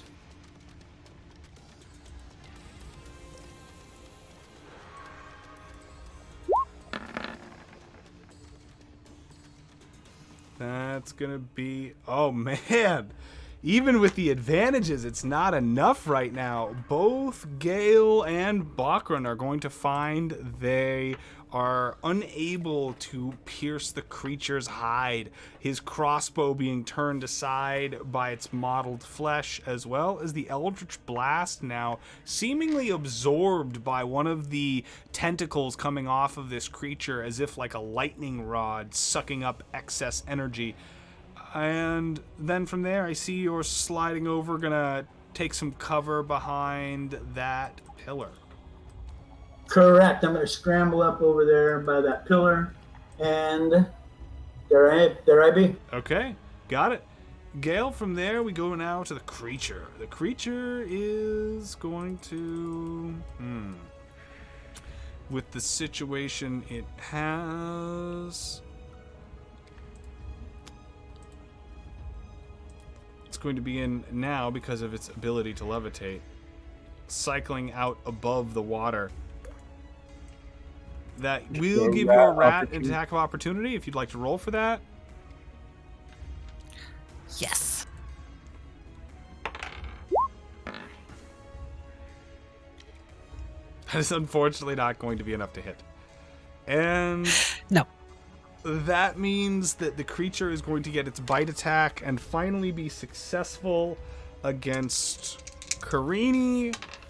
Karini, you're going to take a total of... It's going to be 11 damage from the bite as this 2-foot wide jaw clenches down on top of your arm and shoulder, managing to crush and compact the chainmail that's coating it, causing there to be bruising and what you think might be some sort of internal fracturing of some kind. The creature is then going to turn slightly to its right, and Bakran, I'm going to need you to give me a wisdom saving throw against this creature's gaze attack. There we go. All right. Failing the wisdom saving throw, this creature's screaming madness is going to tear at your soul. Bakran, you are going to find yourself taking 6 damage, and it's just psychic for the record. And then you will also be currently frightened, and that will last until the end of your next turn, at which point the effect will, you'll have an opportunity to make a saving throw against the effect again. Does that end the turn? And then from there, it's moved, it's attacked, it's gazed, it's got magic as well. That thing is going to... It looks like with the discharge of that, it is going to be a magic missile, actually. And a couple of... Where are my D4s? There are my D4s. A couple of small force bolts are going to, in a popping start, emerge from one of this creature's tentacles and streak on over now towards Crydia. Crydia, you're going to take a total of 7 damage from these magic missiles as each one of them rolls pretty low. So even with their +1, it's not going to be that much of a substantial damage as they kind of bounce off of your chest as if a child throwing stones. And then from there, we go to Karini. Karini, you are up. I'm going to use Lay on Hands to heal myself by 19. Got it. Foster, I have a question. What's up? Does the damage and the charm on Bagon? In this case, it allows him to make a saving throw. So, Bakran, you are also able to make a renewed wisdom saving throw against the charm, and that is going to be enough. As you now realize that your life is in danger, you kind of gaze around, and as if snapping out of a fog, Bakran, you can't help but ask yourself, what am I doing? How did I get here? I'm under like 150 feet of stone and like 100 feet of water in the middle of a lake doing errands for a disembodied voice. How did it get this bad? But then Karini, it is still your turn. You are going to, as you said, lay on hands yourself. Anything else for your turn? The 10 feet to my left, is that, if I move there, would that be in the river? It's kind of like half on. No, that's effectively shoreline. Okay, I'm going to move 10 feet to the left. 10 feet to the left. Got it. I'm done. And if that's your turn, we now go to Crydia. Crydia, you are up.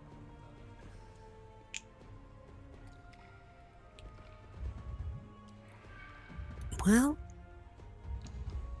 I am just going to move him over to this side so he can be ready, and I will attack again. All right. Sorry, I forgot I was not. Fine. So that 18 though is going to be enough to hit.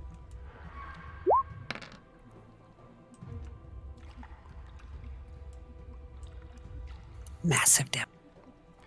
Massive damage. That 4 is gonna. This creature is large enough and steady enough that it would be easy enough to hit if it weren't for these tentacles that are just flailing around it and acting effectively as if just guardians just swatting these arrows randomly out of the air and causing them to do far less damage than you would hope for.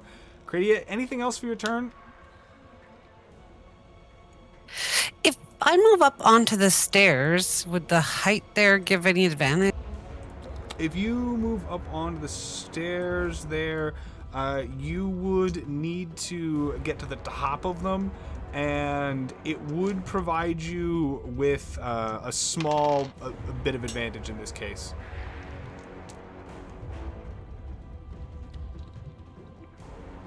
Okay, okay. That's it.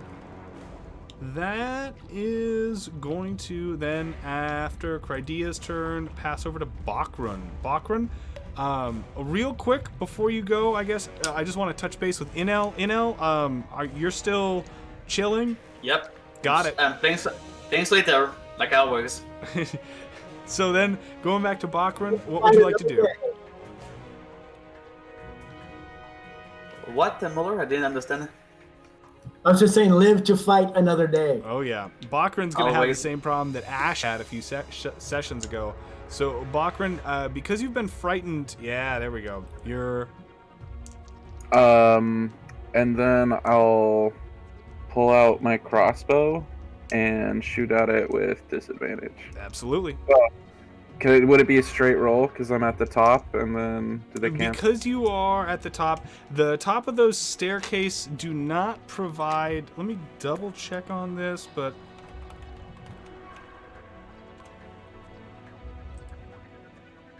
there are. Yeah, okay. So that is only gonna give you a slight numerical advantage and not actually full advantage. So it'll just be adding a +2 to your attack. Oh, I missed the crit. All right, 12. to hit. 12 plus Oh. 2. Oh, sorry. Yeah, 12 plus 2, so that will be 14, which is not enough. All right, and then the wisdom save at the end. Wisdom save at the end of your turn, yes, to see if you can overcome this creature's fear effect.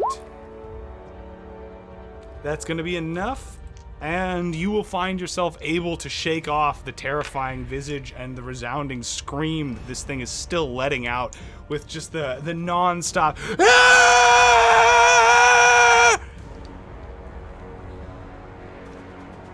And Bachran, from there we go now to Gale. Gale? Do I still have advantage on my shots? Unfortunately, it is no longer flanked, so you will not have advantage at the moment. All right, another Eldritch Blast. And another shot gone wide, as it looks like this creature's lucky day is upon it. Gale, that's... Can we switch out our dice? Yeah, right. Gale, that's your attack. Do you want to do anything else for your turn? I will stay put unless I have enough economy to kind of look around. Is there anything else coming from the other direction? Can I tell? Go ahead and give me a perception check as you wisely start to gaze over your shoulder and see if there isn't anything else making its way out of the mists. With a 6 perception, you feel confident that there is nothing else around you, as there would be evidence there would be evidence in the sounds of like noise from the waters being disturbed or the sloshing of the rivers being broken up behind you. And it sounds as if all of the water is flowing smoothly. So, Gale, that's your bonus action and your action. If you're not going to move, I think that might be... I'll stay put. All right, you got it. So if that's going to be you staying put, then we are going to go now to the creature. The creature facing this dilemma is going to, not wanting to continue to get pin-cushioned at a distance, it is going to flee. Karini, you will get an attack of opportunity against it.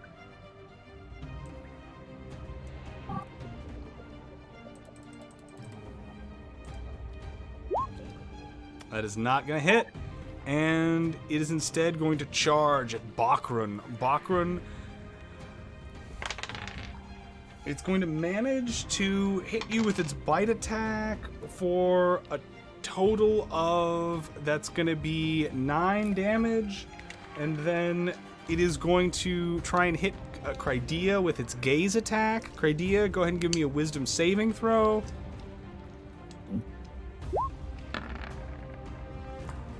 That's going to be more than enough to resist its psychic terror. And then finally, I will roll to see which one of this thing's tentacles are going to manage to... Alright, that is going to be conveniently enough for this thing. One moment. I'm going to need reflex saves from Bachran and Crydia, as one of this thing's tentacles now emits a gout of spanning flame in the form of burning hands. I need to roll the damage for that. Oh, that's a failure on both. Both of you are going to take 13 damage from this flaming gout that it basically uses to, like a flamethrower holding the tentacle in front of it, before finally at the last moment you see it kind of fizzle, and with sparks and kind of this stuttering, the fire goes out as the creature continues to push its mouth up against the shield of Bachran, snapping and clawing, well, not clawing, it doesn't have claws, but pushing at it, trying to overwhelm the half-orc's strength. That is going to be its turn, having used all of its abilities. Then we get to Karini nearby. Karini, what are you going to do? Give me just a second. I'm trying to position.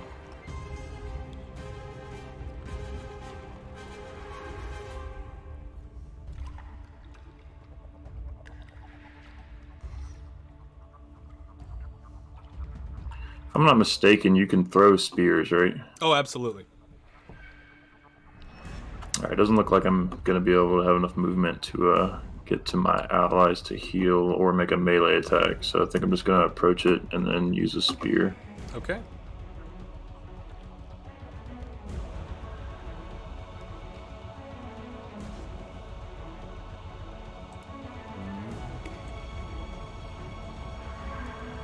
That was 30, right? Right there? Yep, you're good. Okay. And is the spear... I imagine it's going to roll for a melee attack. My dex modifier is going to be different, so I just roll a d20. Yeah, D20 proficiency and your dex mod. So it'd be basically like rolling with a ranged weapon if you had it. Thrown weapons are strength, right? Oh, sorry, strength. Yeah. Are they strength? Oh, okay. Yeah, I don't know. He said melee. My head was just...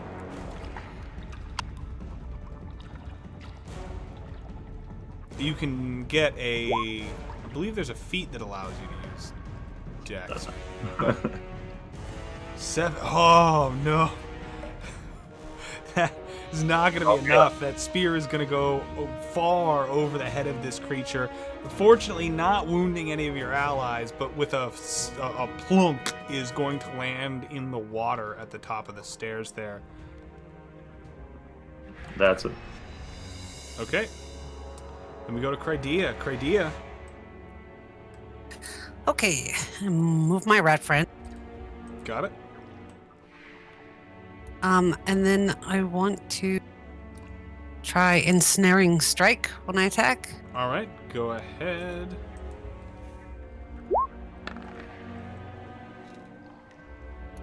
Or not.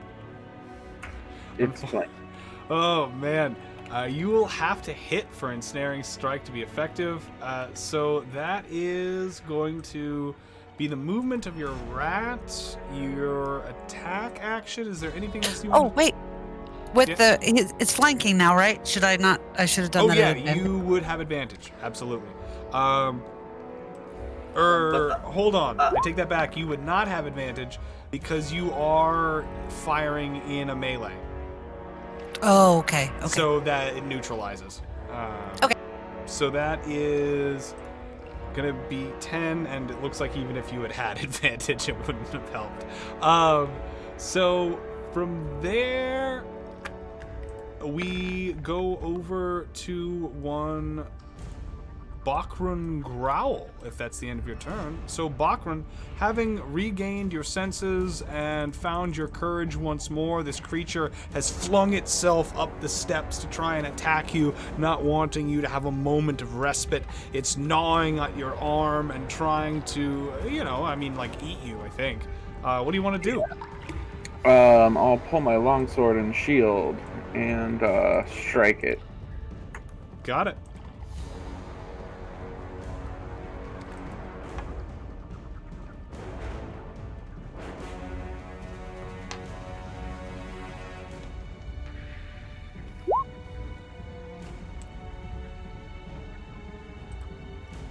Uh, 23.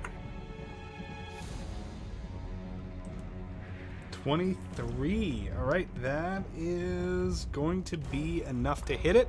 Go ahead and roll damage. And I'll use one of my superiority dice to distract it. Okay. Go ahead. So that's 10 damage, and it now has disadvantage on its next attack. It won't matter because it's flanked, but the next ally to attack. Oh, it. next ally to attack, right. Thank you. And then, did I use my accent surge before, or did that get canceled out when I saw there's... I'm not going to hold you to it.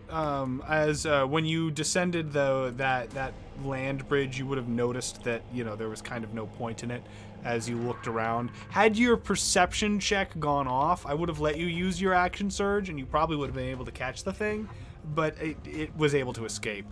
So with that, you still got your action surge available. All right, I will use it to strike it once more. Okay, go ahead and roll. 18, that will hit. All right. And can I use more than one superiority dice a turn? You can, yeah, I believe so. It's I just don't think you can use it more than one per attack. Okay, I will do it again. Go for it. All right, now the damage is starting to add up. Bakran, you drive your sword into the creature's mouth and busting out a few of its teeth and lacerating the side of its giant tongue. You make it regret having tried to make a snack out of you, and you show it exactly what that will cost it. The creature seems undeterred, however, and its wailing continues as if it has almost no sense of pain. It doesn't even seem to really notice the way that you're digging the sword around inside of its mouth. Bakran, that's your action surge, your... That's everything. That's everything? Okay. From there, Bakran, we go to Gale then. Gale, Warcrier. Gale, it's your turn. At this point, unfortunately, the creature and the party have gotten far enough away that in this dark, mist-filled cavern, and your dark vision only extending 60 feet, you're not going to be able to see them very clearly, and you'll need to move up or face disadvantage on this attack. Okay. Before I move up to do that, I'd like to make one more look around to see if I can see any other creatures or hear anything. Looking for anything else that might be coming. All right, go ahead and give me a roll for it.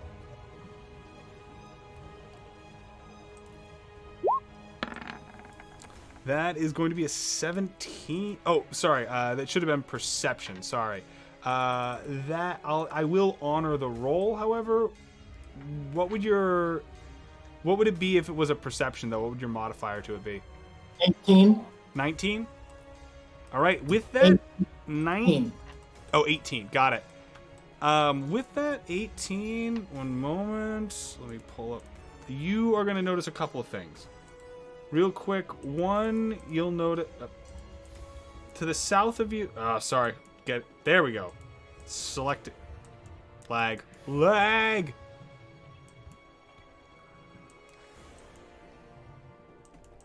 There. Finally. Okay. To the south of you, Bakran, you're going to notice that what you thought might have just been a cave wall is actually going to be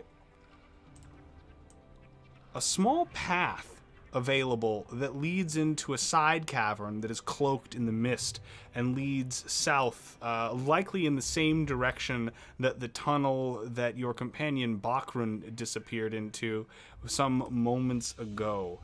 And then on top of that, you will also notice that it seems like there is, in fact, lurking in the mists to the north of you, what looks like a giant floating eye of some kind, hanging there in the mists, currently watching you and the rest of the party. One moment. There it is. All right. Took a second to get the... What was the expression? That's not ominous at all. Indeed, that's not ominous. By any chance, does this giant eye look like the one on the back of this creature? Is that an eye on the back of his cape or something? That eye is actually very similar to this creature, as it is sort of this giant central fixture, and it seems to kind of be bobbing in the mists. It is just this sickly yellow color with this giant red and black slit running down the center of it. It is similar to the other creature, except the creature that you are all currently fighting seems to be in poor health, you would imagine, whereas the one to the north of you currently bobbing there above the pool, watching you with its eyes so intently fixed on what's happening in front of it, you're going to imagine that it's quite a bit healthier. Now, from there, Bakran... Or sorry, this is Gale's turn. Well, the tracker just hadn't updated itself because I didn't do it. So then Gale, I just saw you move. You've used your bonus for your perception. You've still got your action left. Is there anything you'd like to do? Yes, I'd like to fire another Eldritch Blast All right, go for it. You will have advantage. The thing is currently flanked. I mean, the 21 hits, but you never know when you're going to critical.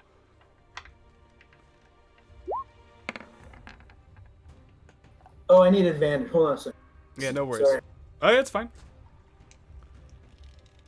So we'll do 4 damage. Yeah, okay, so not a critical. 4 damage as the Eldritch Blast is going to have to kind of lob itself over that cliffside there, and you'll find that it causes it to maybe arc a little and just bounce off the side of the creature more than striking center mass like you would have preferred. That is going to be your action, your bonus, and your movement. So, Gale, that's going to bring it now to the creature's turn. In the middle of your allies and looking as if it is taking a beating from your companion Bakran, it's going to continue now, doubling down, attempting to gnash on his arm, something fierce. It looks like it's going to... All right, well, that's only going to be... Bakran, you're going to take 4 damage. 4 damage from that arm gnashing as it rolls as little as possible. Then that is going to leave it now with its gaze attack. All right, so its gaze attack, having already been bested by everybody else in the party, it's just going to go back to Bakran now. Bakran, go ahead and give me a wisdom saving throw, but this will be at advantage as you've already bested it once before. It's not going to be enough. Bakran, you're going to take 8 points of psychic damage, and you're also going to be frightened once more. All right, I grit my teeth as my orcish heritage prevents me from going down. All right. And then restored to 1 health, even though you feel the shreds of your psyche being rent asunder, you find that the physical memory of your muscle and your warrior's body keeps you upright and in the battle, almost in a separation of the physical and mental being. Bakran, that is going to be the creature's attack. Its gaze attack, and then its magic is going to... Let's see what happens here. Okay, it looks like that magic is going to go off, and you are going to see as another version of this creature appears next to it.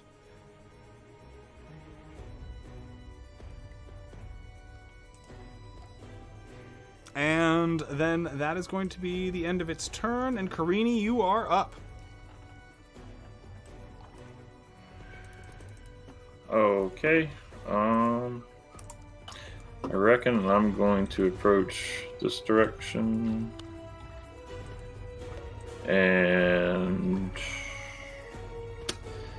can I roll Arcana to see if I recognize that as just like a duplicate and not being like actually real? So you'd need to roll an investigate. Okay. But the way that the rules work on things like this is you would need to... It's a full action to make that investigation check. Okay. Could I potentially try to step through it? You... Like, can I move through it? Yeah, you can attempt to move through it.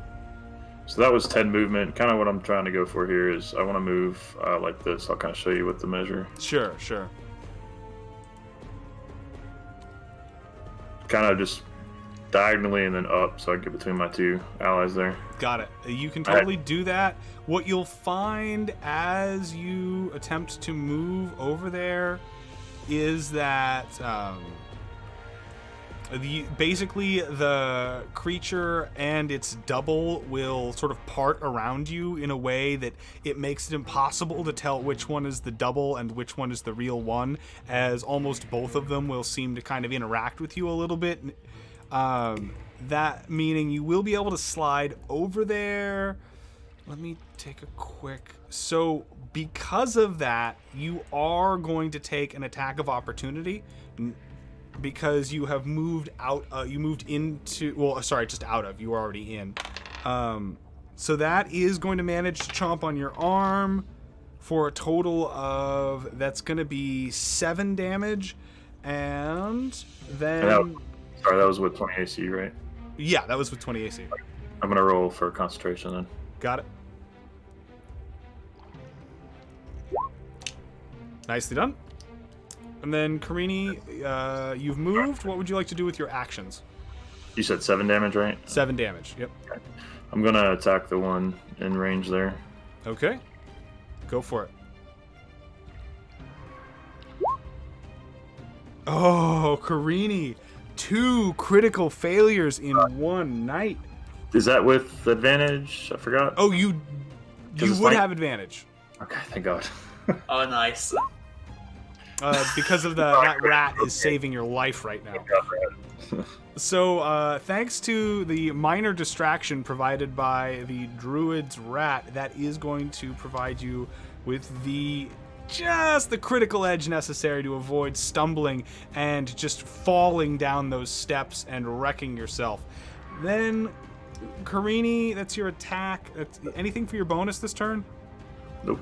All right, then we go to Crydia at the end of the order. Crydia, what would you like to do? So, quick question. I'm assuming there's no such thing as a 5-foot step in 5e anymore, right? No, the 5-foot adjustment has been made a thing of the past. Okay, so I'd have to step away to get back into like longbow type stuff. I'd have to disengage. Yeah, you'd have to disengage, or take the attack of opportunity. No, I think I'd rather disengage. All right. So, And that's a full action, right? Yep, that's a full action. There are some classes and some spells that will change that, but it is standard a full action. Oh, wait. If I do that, then that snare that I was trying to cast, does that go away? So I believe ensnaring strike is concentration up to a minute. Disengaging does not cause that to go away. Okay, so I will just disengage and move for now. All right, got it. So that's your action is disengaging, and then you've got your bonus and your movement. Go ahead and spend your movement as you would. Is there anything you'd like to do with your bonus for the time being?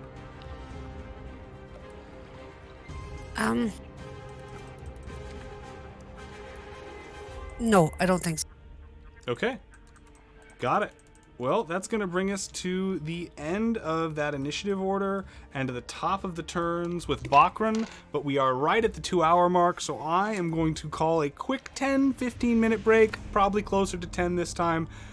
This is just for all of the contestants and me myself to get some water, food, use the restroom, all of the necessary things to help replenish ourselves, as it seems like our companions have stepped right out of one frying pan and into another fire. For whatever reason, letting the half-orc go alone into a water-filled, subterranean cavern, and then after the fact deciding that they cared about his life and if he dies or whatever. It seems that our players are now in the middle of combat with some sort of horrific, sick and dying, potentially, creature that many of you will speculate is a beholder. But that will remain to be seen, as the party is yet to successfully identify it even. Don't forget, if you've joined us over the course of this episode and are otherwise unfamiliar with our concept, this is a Dungeons & Dragons game show where the death of these characters is real. There are prizes on the line. There's going to be a drawing at the end of the night for one of our contestants, and there's also going to be a drawing for the holidays, which anybody who's in the Twitch chat has the potential to win. So even if you are not a registered player or a member yet of the Discord community, you as a fan of this show are going to stand a chance to win one of the precious stones from my cloak pocket. And I guess the last thing to say before I go is, so, you think you can quest?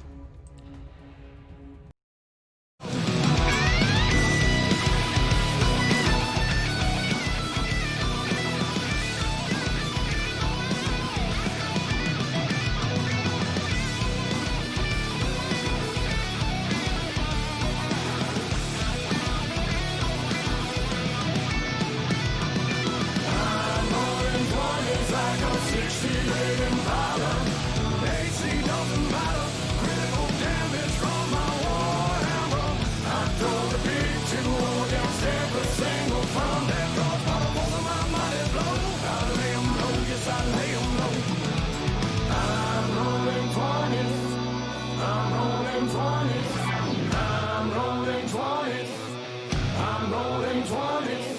I'm rolling 20s. I'm rolling 20s.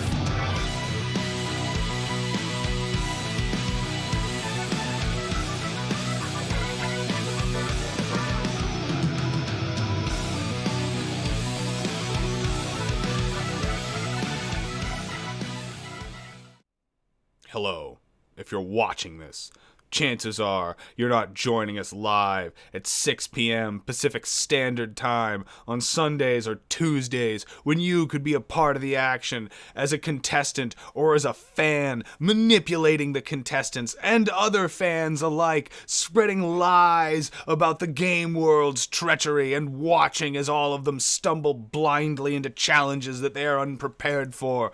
Mock the fools, mock them for believing you and not understanding that you were actually the architect of their demise the entire time.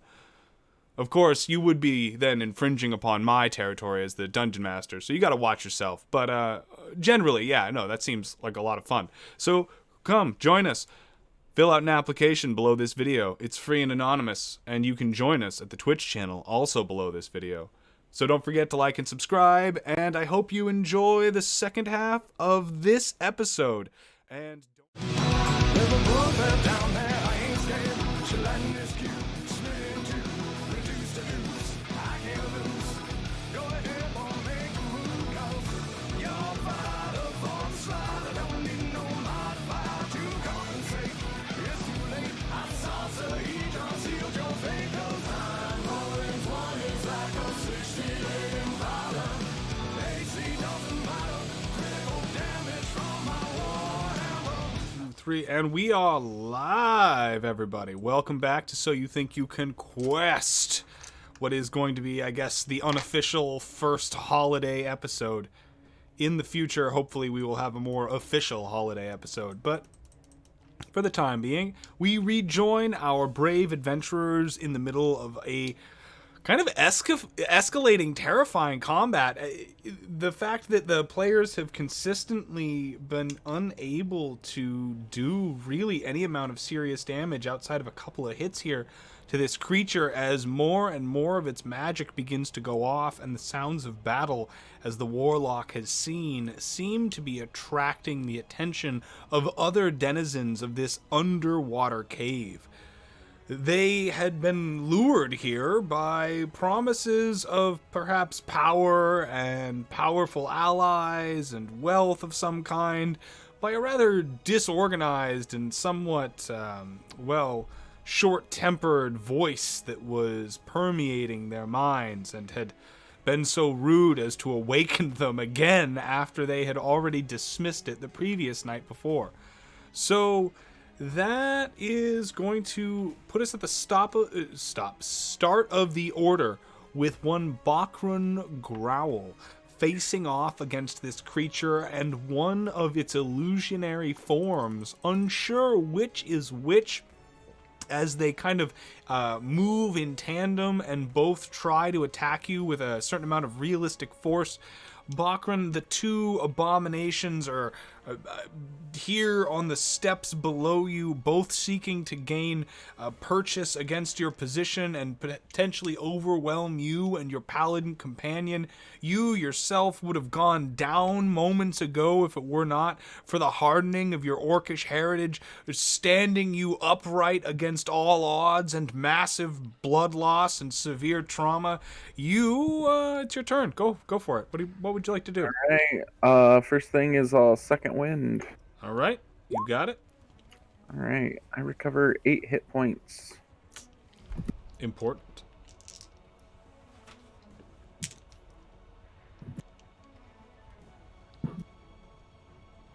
And then I will strike it with my long sword.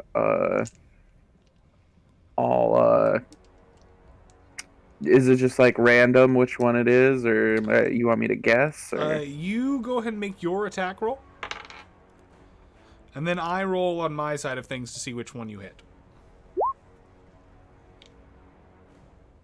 All right, so the 17 is going to hit, but it is going to dispel its illusionary companion. When I hit, I want to use my sweeping attack superiority dice, and it will send the superiority dice at another foe within 5 feet. You got it. That will certainly qualify its true self, aka that other fellow. So go ahead and roll your superiority die. We'll see how much carryover you're able to sort of catch this creature with in the backlash of your longsword. 2 points. It's 2 points that weren't there a moment ago. But Bakran, as you rake this longsword across the creature's face, you do manage to sort of cut at its eye, and you see it begin to sort of wince backwards and almost, for the first time express any sort of self-awareness as far as pain or its own mortality is concerned. Bakran, that's your action, your bonus in your movement, or are you going to do anything, or are you going to leave it be? Stay there, and that'll be it for me. All right, then we go over to Gale Warcrier. Gale, what would you like to do? So after firing off a couple of these blasts that had very little effect, I'm going to pull my short bow out, and I'm going to fire on this ogre with my short. All right. Go ahead and fire upon this ogre. Do I have advantage or not? You do have advantage. It is currently flanked.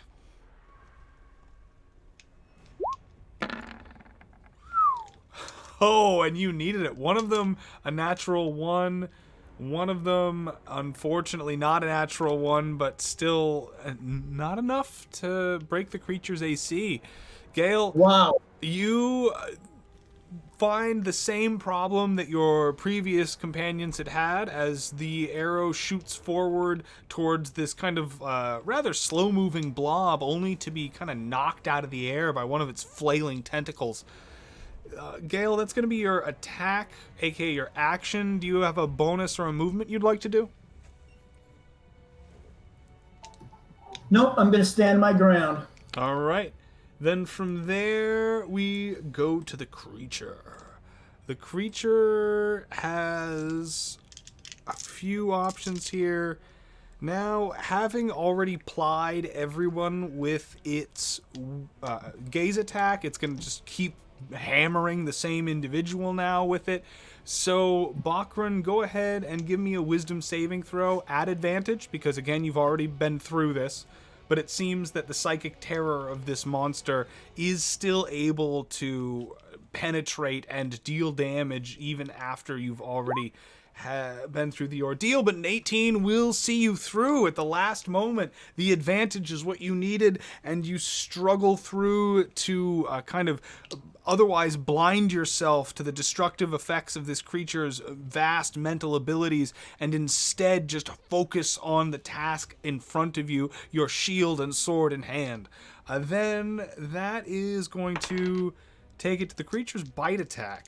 It is going to miss for the first time now in a few turns, which is disappointing, but, I guess we all have our off days.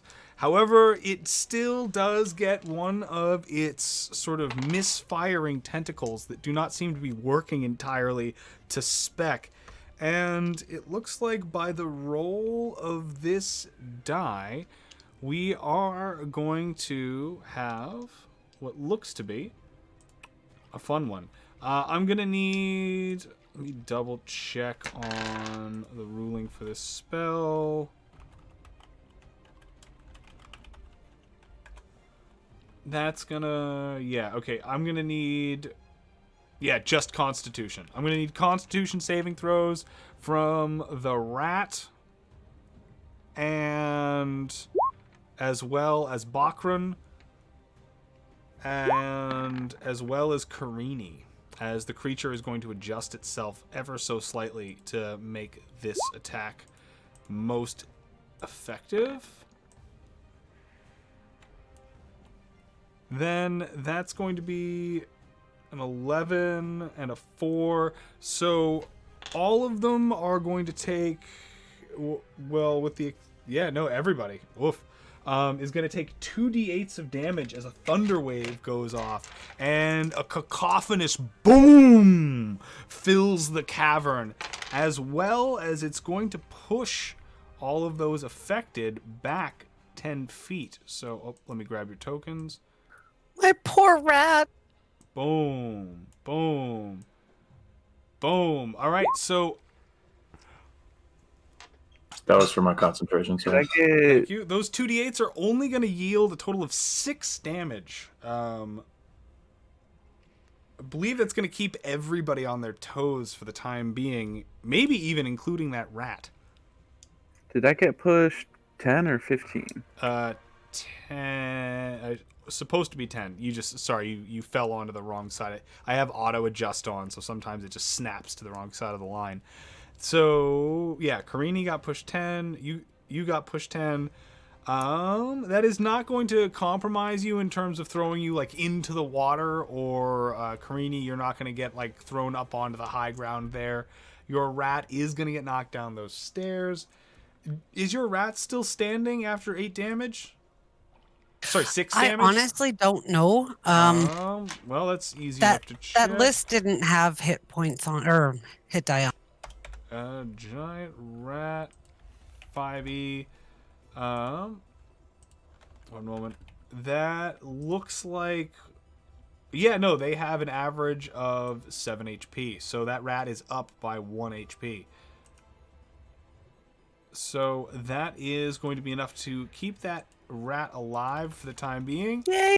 And then we are going to be able to skip this creature now, having used all of its action economy, and over to Karini, having been sent careening 10 feet backwards and into some rock. You're really starting to get sick of this. What do you want to do about it? I'm going to see if my cure wounds will work real quick All right. for myself. Okay, nope. I don't know what it's doing there, but I guess It I'm just just gonna keeps roll. rolling Hunter's Fight. That's the Yeah, I second don't- time. Karini's just all about the soldier lifestyle. She doesn't have time to heal. I think that It's your a character's telling you that. 1d8, right? Yeah, 1d8 and then And plus your modifier. spellcasting modifier. So it'll be 1d8 plus 4. So 7. All right. So that's going to restore a certain amount of health to you as you pray to the goddess of Advari and manage to summon some of her long-standing constitution, as she is known to be one who journeys endlessly without tire. And you, striving to be the same, imbue yourself with that essence, managing now to stand taller, and with renewed strength. Karini, you've got some movement in your bonus action left. What would you like to do? Is it occupying this space here? It Or is is it- not. Okay, I'm gonna move there then. You got it.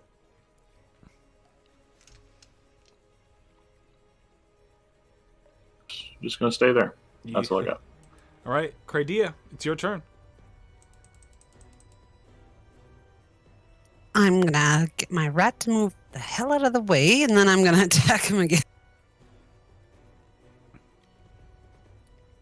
Go for it.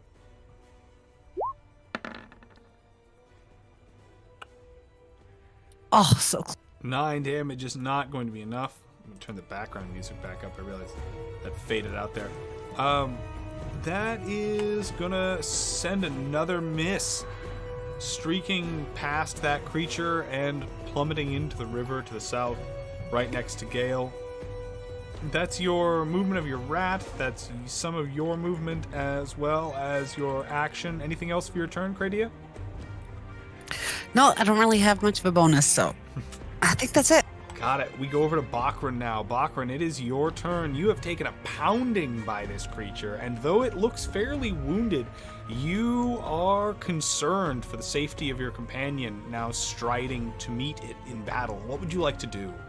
Well, not to be outdone, I'll charge in and strike it with my longsword. Got it. Once more. Just a sec. Let me see how much movement I have.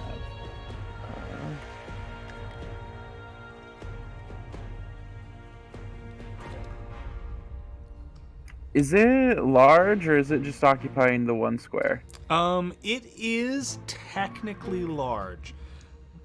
Okay. Its body only occupies the one square, but its tentacles extending into the squares around it cause it to occupy a little bit more space by combat rule.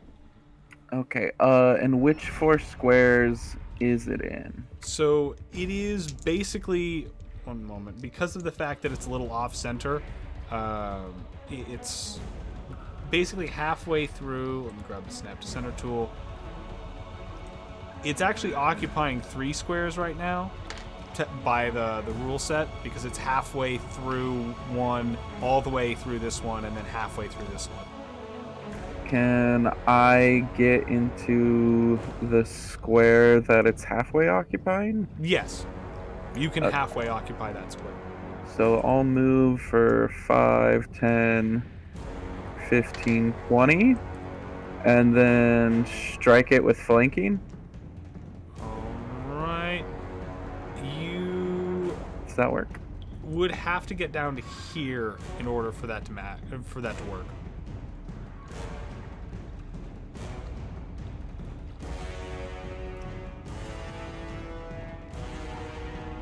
Okay, well then I will just park up next to Karini Got it. and strike it normally. Go for it.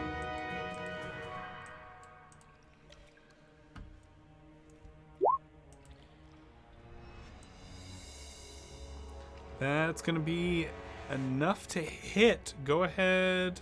Alright, and I will spend my last superiority dice to distract it as well. Go for it. Last superiority die expended. That is going to do a little bit of damage, and you're going to see as once again this attack is fairly effective. The creature looks near death now as you gouge a hole in the front of its face that begins spitting out this lifeblood that is at once both kind of yellow and ichorous, and it seems contaminated with these like foul chunks of dark purple and black, like almost like tumorous tar, like spilling out of it. And then Bakran, is that your that's your turn, I think, unless you want to use Yep. a bonus. Well, what could I use a bonus for? Just look around or Sure, something? you could use most of your skills constitute a bonus action. Insight checks, perception checks, knowledge, nature checks, history checks, that sort of thing. Sure. Can I do nature or arcana to figure out what this thing is? Sure, go ahead. Probably a dragon. It's definitely some sort of dragon spawn. Definitely some sort of like dragon or pseudo dragon. You've heard of hyper dragons? It could even be a mega dragon. You're not really sure. There's a lot of different kinds of dragons.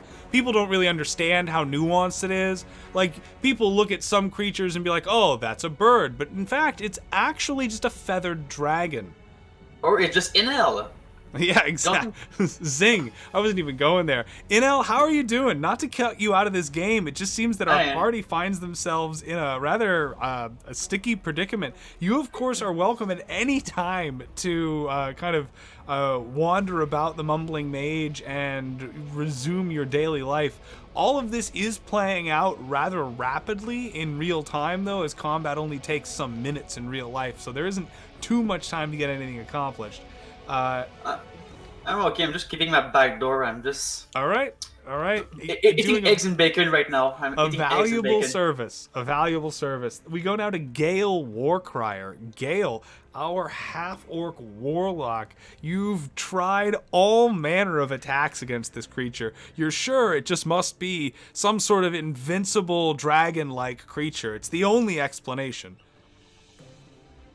I'm going to fire off another arrow. I'm All going right. to focus and aim, and I'm going to do it with advantage, right? Unfortunately, the creature is no longer flanked, and so that unless there is someone on the opposite side of it, that will just be a regular attack.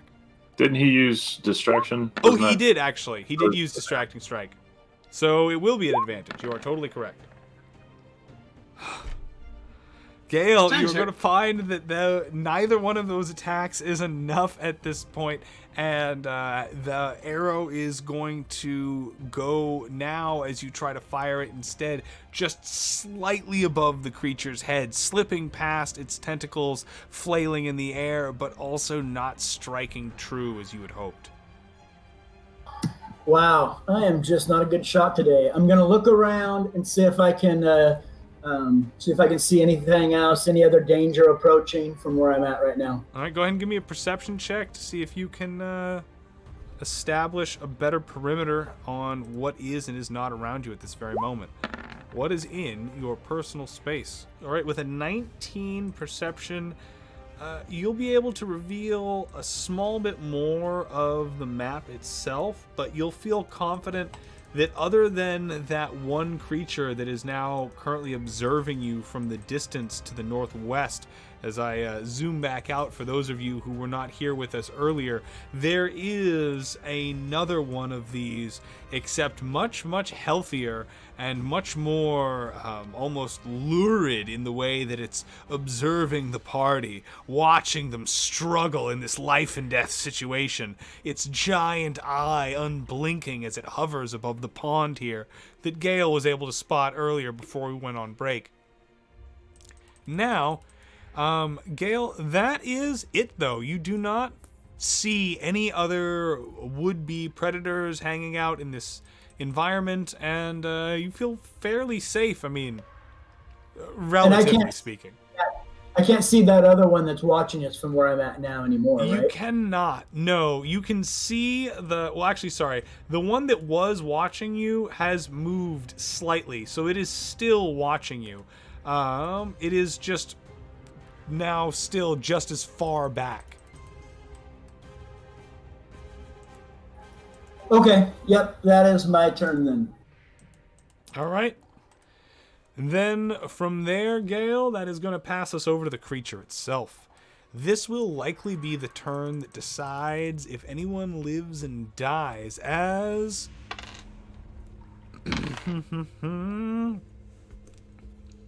the creature's bite attack misses. Karini, go ahead and give me a wisdom saving throw against this creature's gaze attack, but you will do so with advantage. Alright, that's going to be enough to make it. And then finally, we'll see which one of its tentacles fires. That is going to be... I'm going to need... Bakran, you're going to need to give me a wisdom saving throw, please, as a bright flash of colors appears before your eyes, and your senses are overwhelmed. Is this a charm or an illusion? It is a charm or an illusion. I would like to use my glyph to let him reroll that. You got it. Then that is going to not be enough. Even with you extending your willpower and creating a mental barrier on behalf of your companion, instilling them with the necessary fortitude, it still is not enough. And Bakran, you are going to find yourself now basically dazed for, it looks like, 2 rounds, as you are going to be able to take only bonus actions. And then from there, we go to Karini. Karini, it's your turn. Your companion seems as if they've been put into a veritable stupor. Their eyes sort of milky white, as if not being able to focus, and perhaps looking at something that is beyond the current real creature in front of them, trying to destroy them. Karini, go ahead and give me that attack, I imagine. Yes. Could I, similar to what we did to Anel, maybe try to like rouse them from that with like a roll or anything like that? You could. It would take your action functionally. Also, Grady, that longbow attack, was that an accident or did I miss? Nope, that was on purpose. Oh, did I miss Did you something? say Karini or could? I think you got our name. Oh, I thought you said me. Oh, no. You're next, certainly. Oh, and I no. wasted it. Sorry. Karini, so yeah, you could spend an action to wake Bakran up, like a but it strength would take check. an action. Oh yeah, I'd certainly like to do that. All right. I'm not hitting on much either. They've been hidden. So what can I roll? You don't need to roll anything. It just it requires you yeah. to basically like grab them and shake them and Like, you know. come on, Bakran. Yeah. Snap out of it. Let's go. Need you to keep doing damage. So that's gonna put you at a bonus action in your movement left. Is there anything you'd like to do with that?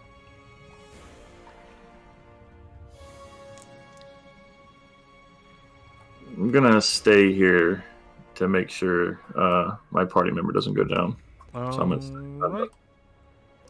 Then from there we go now to Crydia. Crydia, it is your turn. Sorry about that confusion.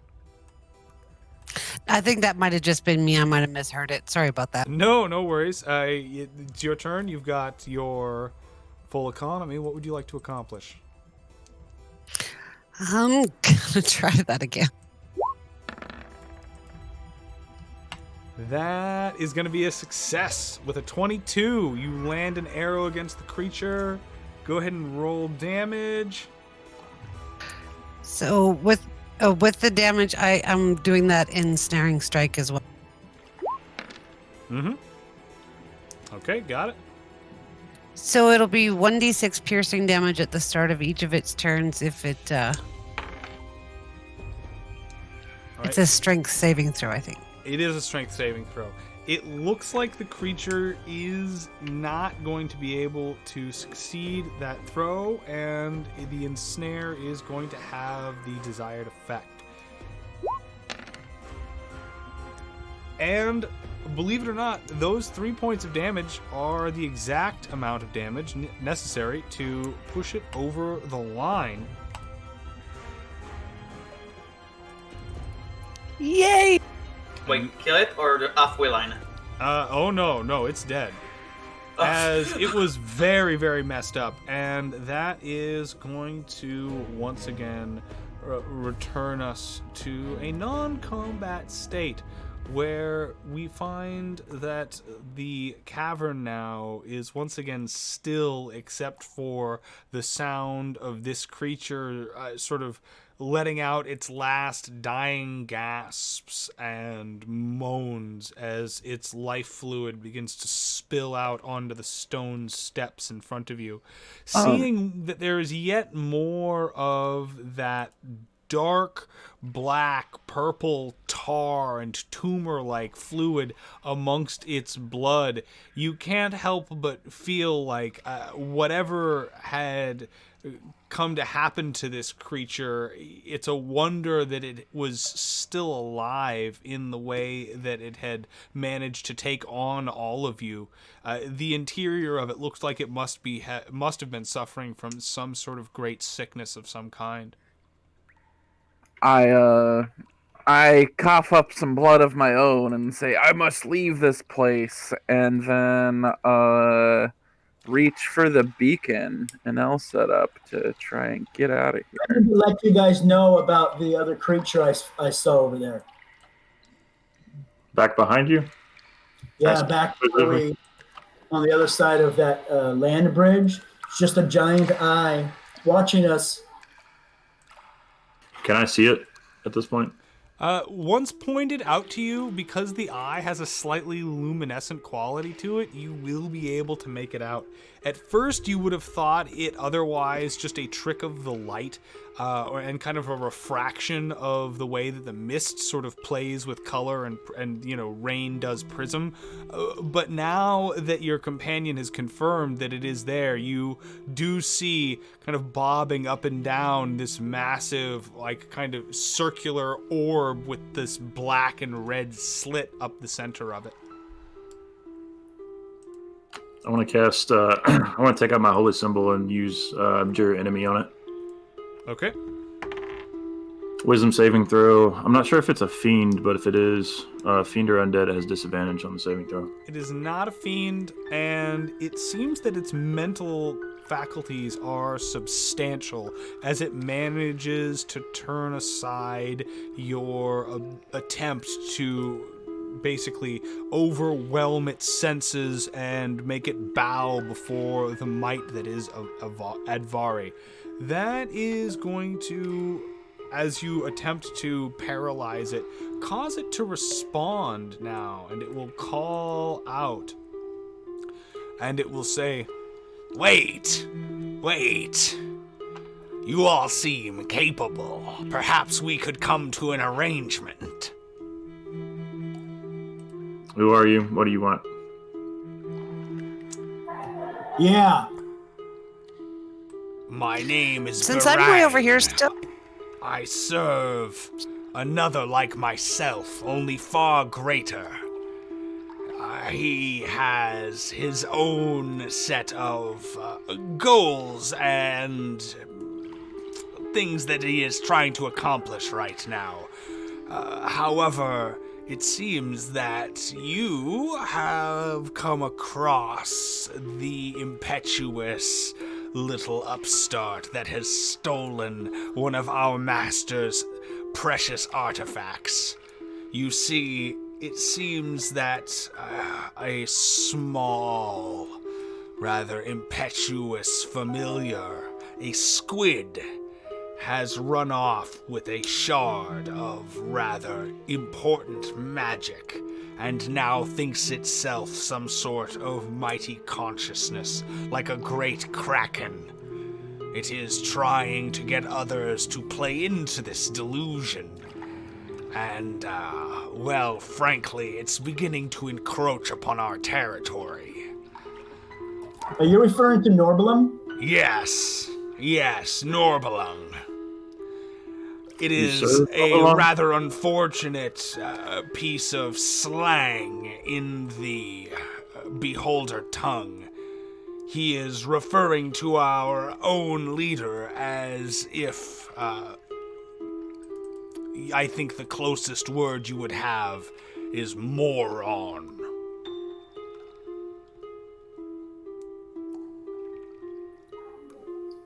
I know the type. Now, would you retrieve this shard that has been stolen by Norblung, we would gladly enrich you. My master has plenty of gold and magic to go around, and is desperate to acquire this shard, and any like it, I might add, should you run across more of them in your journeys here across Hope's Rise. There are many like it. Now, what would you like? Gold? Magic? Scrolls for your spell books? What can tempt you? As it begins to slather and lick its chops. Meanwhile, Bakran, you and Inel are back at the Mumbling Mage, and we are once again in real time. So, Inel, you are there as you see your half-orc companion rematerialize. Because you've used the guild's system to get around, it's important that now you understand, Bakran, you are sick with teleportation illness for an hour, which means you'll have disadvantage on everything but saving throws for the time being. Basically, your physical body being unaccustomed to being reduced to nothingness and then reassembled, you find it a little bit queasy to readjust to things like gravity and, you know, having bile in your what is a stomach. Bakran, Inel, what would you like to do? I'll cough up lots of blood and vomit, and through all that, I'll describe what's happened below. I poke out of my rope trick and say, "Nice. So you didn't get anything, and you lost the only thing valuable we had. So you dang effed up."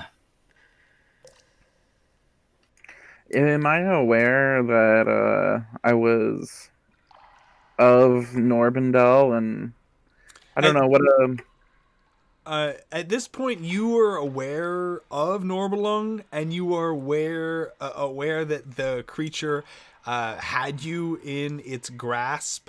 But to your memory, as you recall it, it's kind of colored in a way that seems as if you're like it was making a better offer. You know, you would defend this in hindsight. Like if you had been there, you would have done the same thing.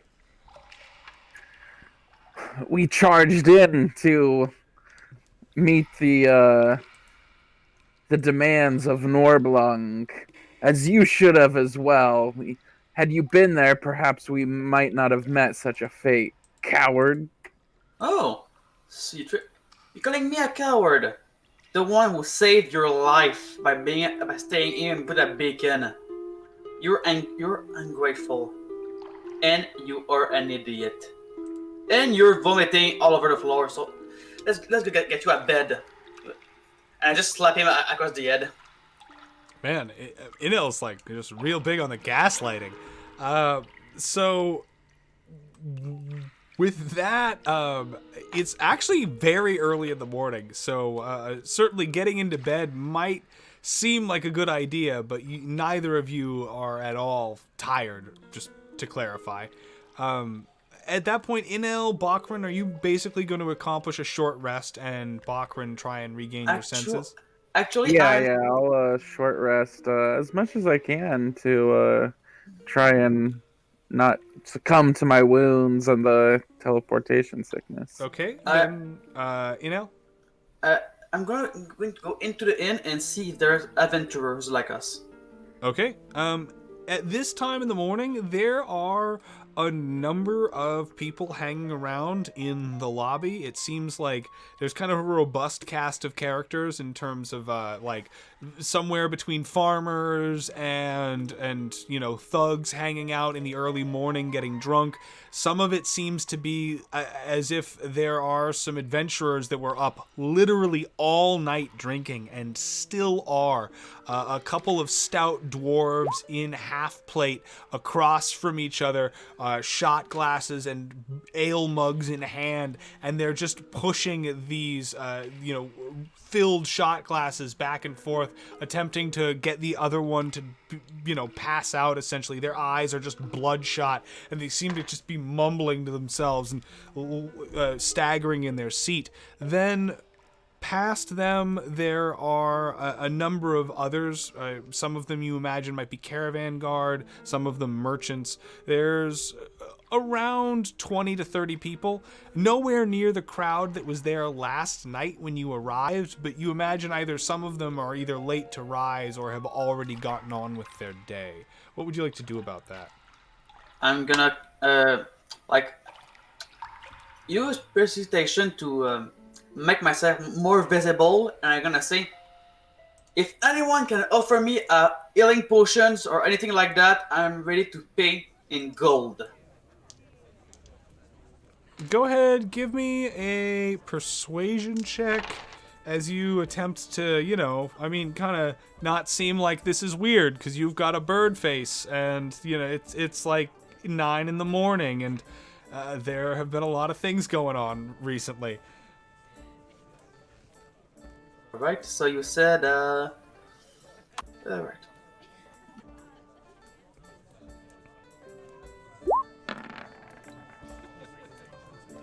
Alright, 10 persuasion. With that, you'll get a couple of them willing to part with a few healing potions. One of them seems to be a merchant, carrying what is otherwise a number of goods, most of them fairly commonplace, he says. They're back in the wagon. However, he does have a trunk full of healing potions.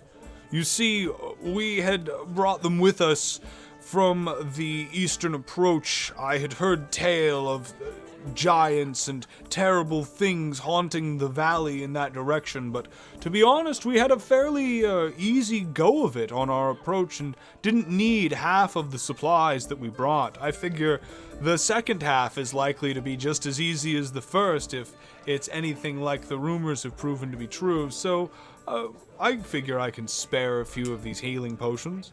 And Inel, not wanting to correct this person's assumptions about the wilderness outside of Hope's Rise, it looks like they will be willing to part with them for 25 gold apiece, and that's the 2d4 plus 2 variety. How many is there? They are willing to part with up to 20 of them. Ooh, right, I'll check my gold first.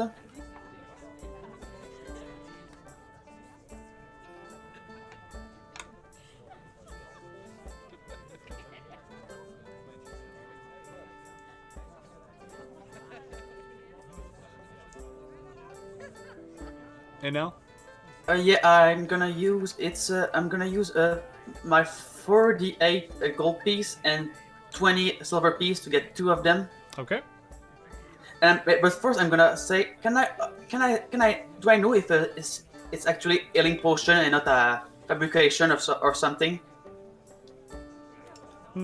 Well, I suppose. I don't think that you'll find that anything with this label on it is going to be an imposter of any kind. This does come from one of the finest tonic makers in Kylithia, but sure.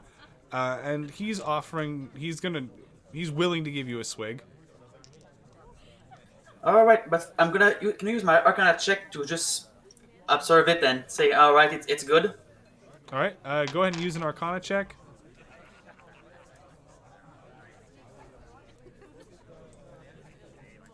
See what you think of this potion. 14. It is of good quality. I mean, the numbers are what they are, but you, Inel, have had a number of foul-tasting concoctions that also did similar things. This one seems to actually not taste like acetone and some sort of cheap bourbon, but actually has like these rich, earthy qualities to it and a semi-sweet tone almost. I'm gonna say, I don't know if it's you're willing to do that, but I'm willing to pay you some of it in copper. Is that okay? So long as it glitters and makes me richer. All right, so I'm gonna take back 22 of the gold pieces and give them 2,200 because I don't know that number. Sorry. Oh, you're fine. In copper pieces. He's going to look at you a little curiously, but counting them out, he's not going to give you a hard time. He's simply going to say, let me know if you need more. I'll be here for at least a few more hours while my guard finishes filling their bellies before we get back onto the road. But after that, we're taking off to the west.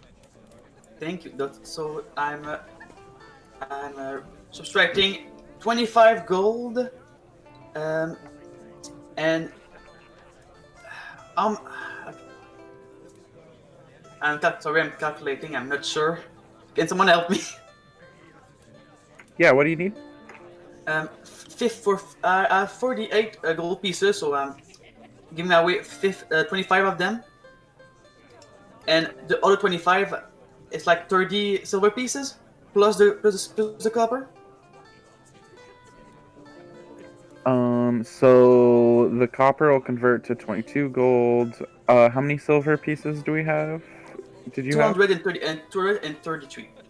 So that'll be like 23 gold. So that's 45 gold altogether for silver and copper, and then whatever gold on top of that. Yeah. So 5 gold. Right. Thank you. All right. Inel, I'm going to leave you be for a moment as you conduct this transaction and skip back over now to the party in the watery depths beneath the Drake's Tear Lake. And party, you are looking at the floating giant eye of this creature and its many appendages staring back at you. Its name apparently Barang. It has offered you what seems to be, a fairly generous and good faith quest of some kind to return a bit of stolen something to one of its employers, or at least the entity to which it is loyal. What would you like to do about this? Are we communicating with this creature telepathically? No, or it verbally? is talking to you, which is why, with its giant mouth and pointed teeth, it has kind of an odd rasp to the back of its voice. Raina, I heard you were, or sorry, Cradia, what were you going to say? Oh, it asked us what we wanted, so I was going to ask it if it had any information on entrances to the dungeon that we found down below, or that the group found down. And I would like to tell it that I'll go and find this with, if you can point us in the right direction. And do you have anything that you can give us that will aid us in the quest in some way? An item or something? All right, one moment.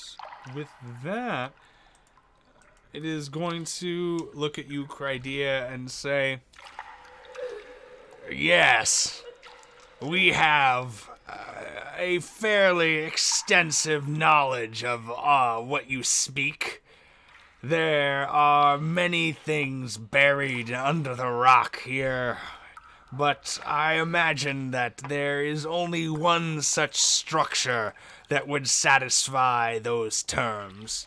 You talk of the main one, the graveyard, which leads to the moat and then the sunken tower and fortress beyond. The Master has spent some time cataloging the wards that run its exteriors. There do not seem to be many weaknesses, but its doors do seem to be plentiful. However, I would caution you, if you try one on the lower depths, you are likely to find that the magic there will repel you and do you great harm. We have lost several of our own in such explorations. If you seek its entrance, better to find one of the weaker ones towards the surface, where its guards are not as strong and its magic has begun to fail. As far as an item, that would be up to my master's discretion. I cannot make any promises. However, he is a man, or rather, a floating eyeball of his word. As a result, I'm sure should you return the shard stolen by Norbelung, then it will gladly be a fair trade to give you some sort of trinket in return. You see, the shard stolen by Norbelung is of incredible value to my master.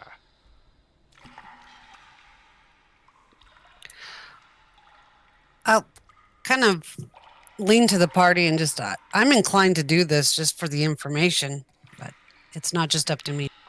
Yeah, that Norbelung guy was really giving us a runaround. I'm more inclined to trust this person. I concur. I don't know think about trust, but and once we get it, then we can figure out what we really want to do with it. yeah. Who is Norbelung?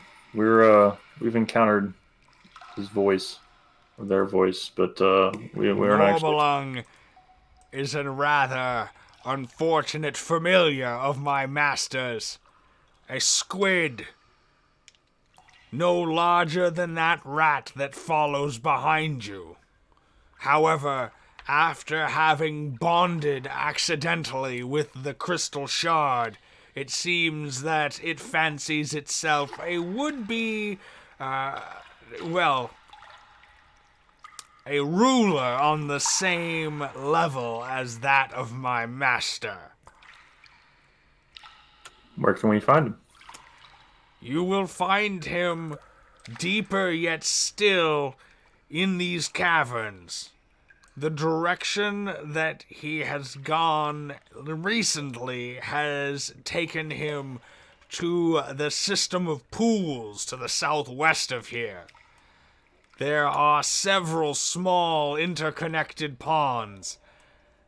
In there, residing between them, Norbelung uses the shard to try and attract and dominate the minds of would-be consciousnesses nearby that it can detect. However, I warn you, while the squid is very ineffective, it is quite powerful with the aid of the shard. You seem quite capable. How, especially against mind-altering things, how come you haven't gotten it back yourself? I, have better things to do, you see. And with that, it is going to rather coyly produce from some pocket elsewhere in its mouth the silver and sapphire necklace that it had taken from Bakrun some, minutes ago at this point.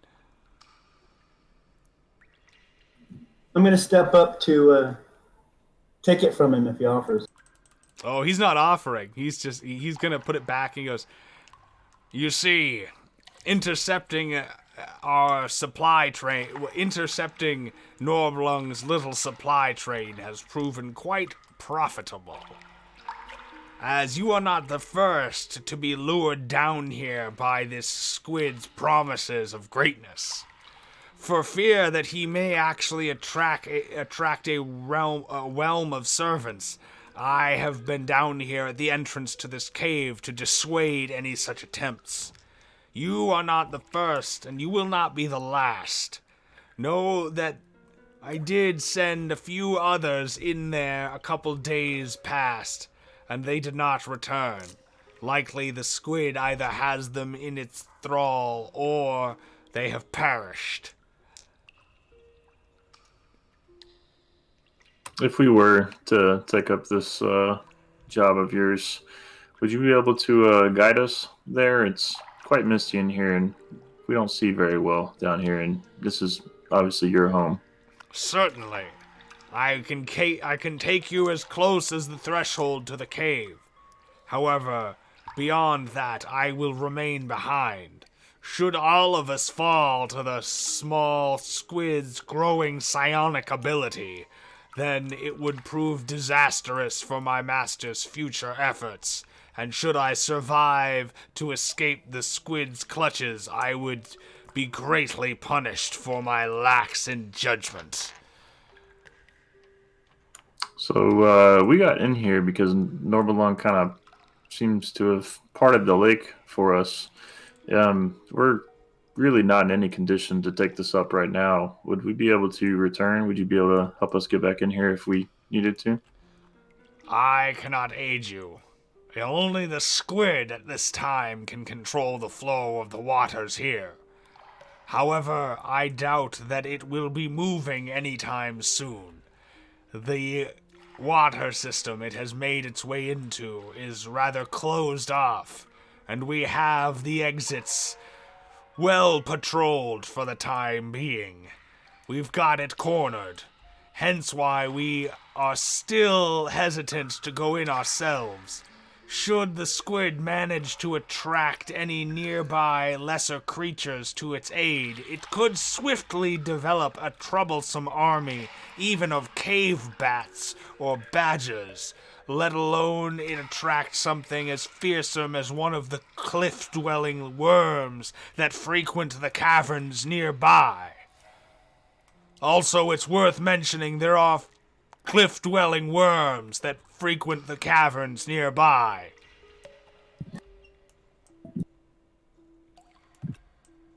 Noted.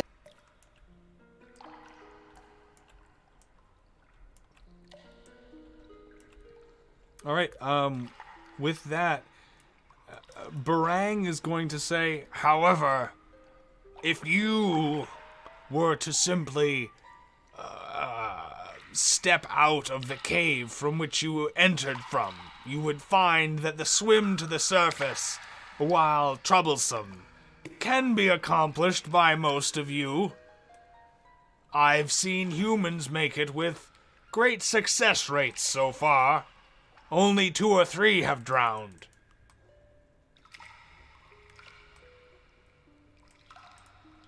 Out of how many? Well, it would be tricky to convert. We use a different numerical basis than yours. And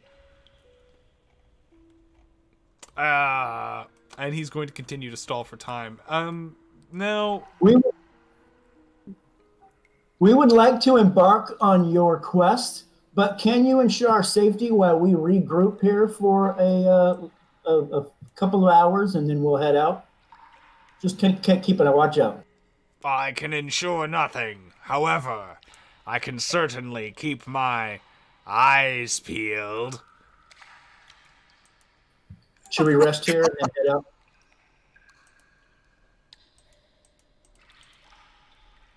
All right, yeah. How does the party feel? I want to regroup and sorry,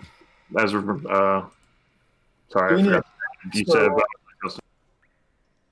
Can there be only one beacon active at a time? No. You can only use your teleportation once per long rest in order to prevent it from being something that everybody's just warping around constantly. However, any of you can activate beacons, and you can go to anyone's beacon at any time. It's just a matter of it takes 10 minutes to get the beacon going, and then after you've teleported, obviously you are quite sick. So we could activate one down here? Yep. While we are resting, we can activate one. Yep. Well, I was thinking if somebody needed to go back, if one of us kept one open down here, everybody could come back without going through the water.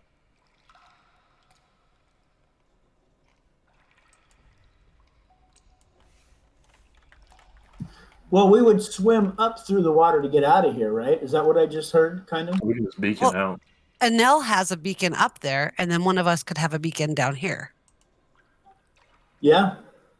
I mean, so do we prepare the beacon and then carry it with us, or do we have to stop and do a 10-minute ritual in order to create the beacon?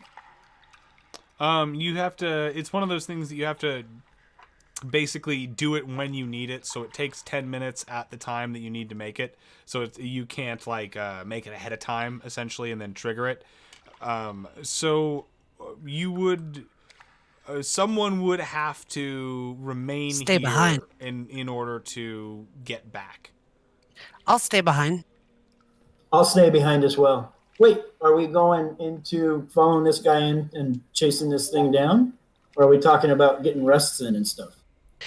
Well, we are going to chase it down, but we need the rest of our party, I'm sure. So with the one teleport a day, you can teleport one way. So, like, for example, Bakran's already teleported out. He can't come back in with the teleportation. He would actually have to swim down, correct? That is correct. Okay. Unless they came back tomorrow. Unless they came back tomorrow, yeah. Or after a long rest, even. So Bakran basically could long rest and then be ready in... Because it's like basically 11 in the morning. Bakran could be fresh again by 7. Because a long rest is just 8 undisturbed hours. Let's chill here, and then towards the end of our rest, let's port them in and then head out. All right, I can port and go let everybody know what's going on. All right. Okay. All right, so I'll beacon out. I would like to use my skill to finally name a target. All right. Got it. The thing that we're chasing down. What's it called again? Norbalung. Now... Yes. Roll with advantage for that. Got it. So then that is going to bring Karini back to the Mumbling Mage. Leave Crydia and Gale here with the rather,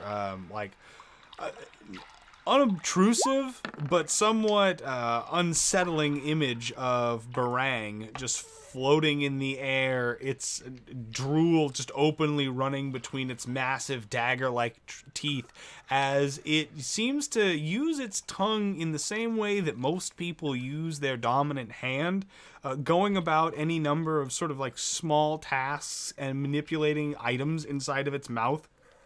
It's a kind of a curious process. While Karini, Bakran, and Inel back at the Mumbling Mage, what would you like to do? Could I ask around about somebody skilled in fitting armor and where might the nearest place we would get that done at? Absolutely. You can make an investigation check. Moment, and I'm going to switch the map back over to the overland. Time being. I'm gonna go to Karini and say, oh, you're back. Where's everyone else? Just to save the viewers a little bit, I'll just quickly relay everything that just happened to them. Sure. Inel's eyes go wide, and he just seemed dumbfounded that you're trusting that thing. Trust or not, I seek vengeance about this Norben Lung. We can just go. Vengeance it's an idiotic thinking. We could just finish our quest with the trolls and come. If you really want to trust those many-eyed things, it's gonna be without me. All I right. think of the rewards. They're offering easier passage to the dungeon that the guilds hired us to find. We have a passage. You're asking for something we already have. Maybe an easier passage. Yes, it could be good, but at what trouble? Maybe we could die and never get a new passage. We have one. We have a quest. We don't need them. We can return the troll head and go fight trolls, to go get stuff, to go fight the wretched creature that slew all our companions, or we might go face a squid with a special rock and get a much safer entrance through the help of a creature that knows its way through the wards of the place. You said a creature. I'm not trusting something like this. I'm trusting people. And right now, I'm not trusting you. All right. Karini, at this time, I did want to ask, are you going to, because I know one of you is attempting to short rest, aka long rest. Are you going to also attempt to short rest or long rest? If I'm able to long rest, I would love to long rest. Okay, Yeah, you and your companion can begin long resting, if that's the goal here to... I definitely take the short rest, but does the 18 investigation turn up anything for getting the armor fitted? Okay, so that short rest... Oh, sorry, but that 18 does, absolutely. I was just checking the name of the nearby forges. And the 18 is going to actually give you a few options. I'm going to zoom out here for a second. So the closest forge to the north of you is actually going to be, the closest forge is to the north of you up this stretch of road, not too far, and is by the name of the that's funny enough. That's Vengeance River Cutlery.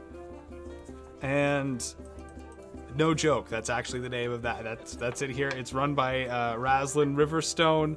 And it seems that they are skilled weaponsmiths, but also decent armor fitters. They have good prices and do solid work. Meanwhile, nearby as well, over to the right here, their largest competitor and arguably the greatest smith in the town by a far margin is of the Giant Feller Forge.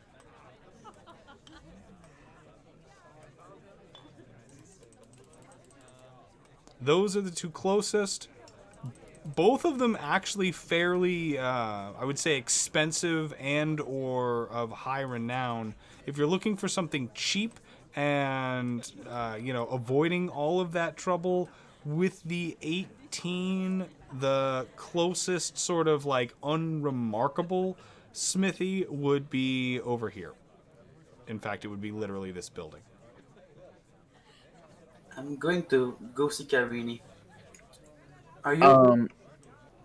Go ahead. And how, in terms of like encounter rolls, how far away are those? Like, You could make it to Vengeance River and back without an encounter roll. The other ones would require an encounter roll to make it there and then back. Sorry, let me rephrase that. One for the whole round trip. Whereas the one that is closest to you just up the road, you could make it there and back without an encounter roll. okay.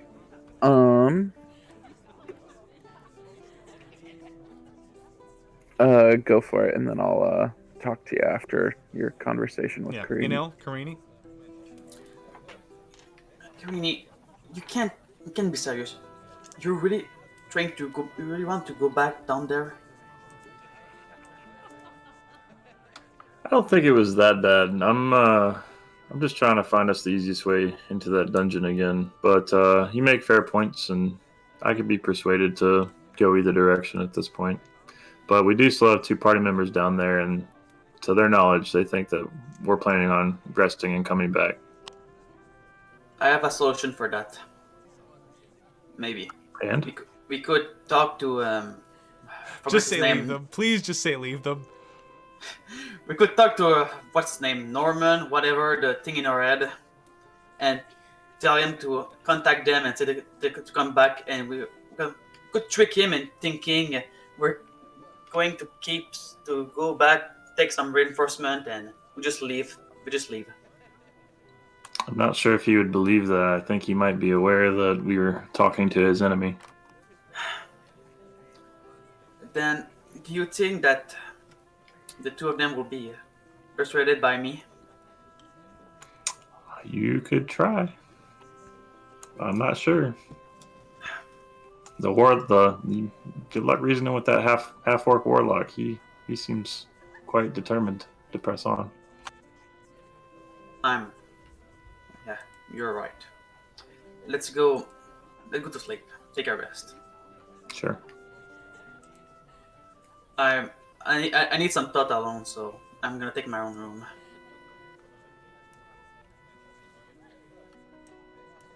All right.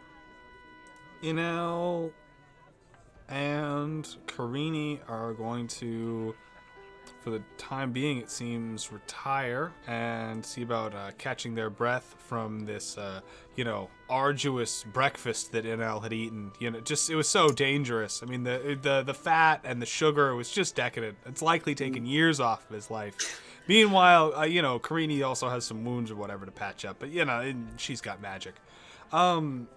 Meanwhile, Bakran, however, it sounds like that you're maybe interested in jaunting up the road to that nearby forge. Yeah. Is that a thing? Well, I'd like to talk to the other two about it and tell them what I'm planning to do, and I gotta get the ogre armor together and take it up there. Yeah. I also have some metal if you want. Worth maybe for an athlete.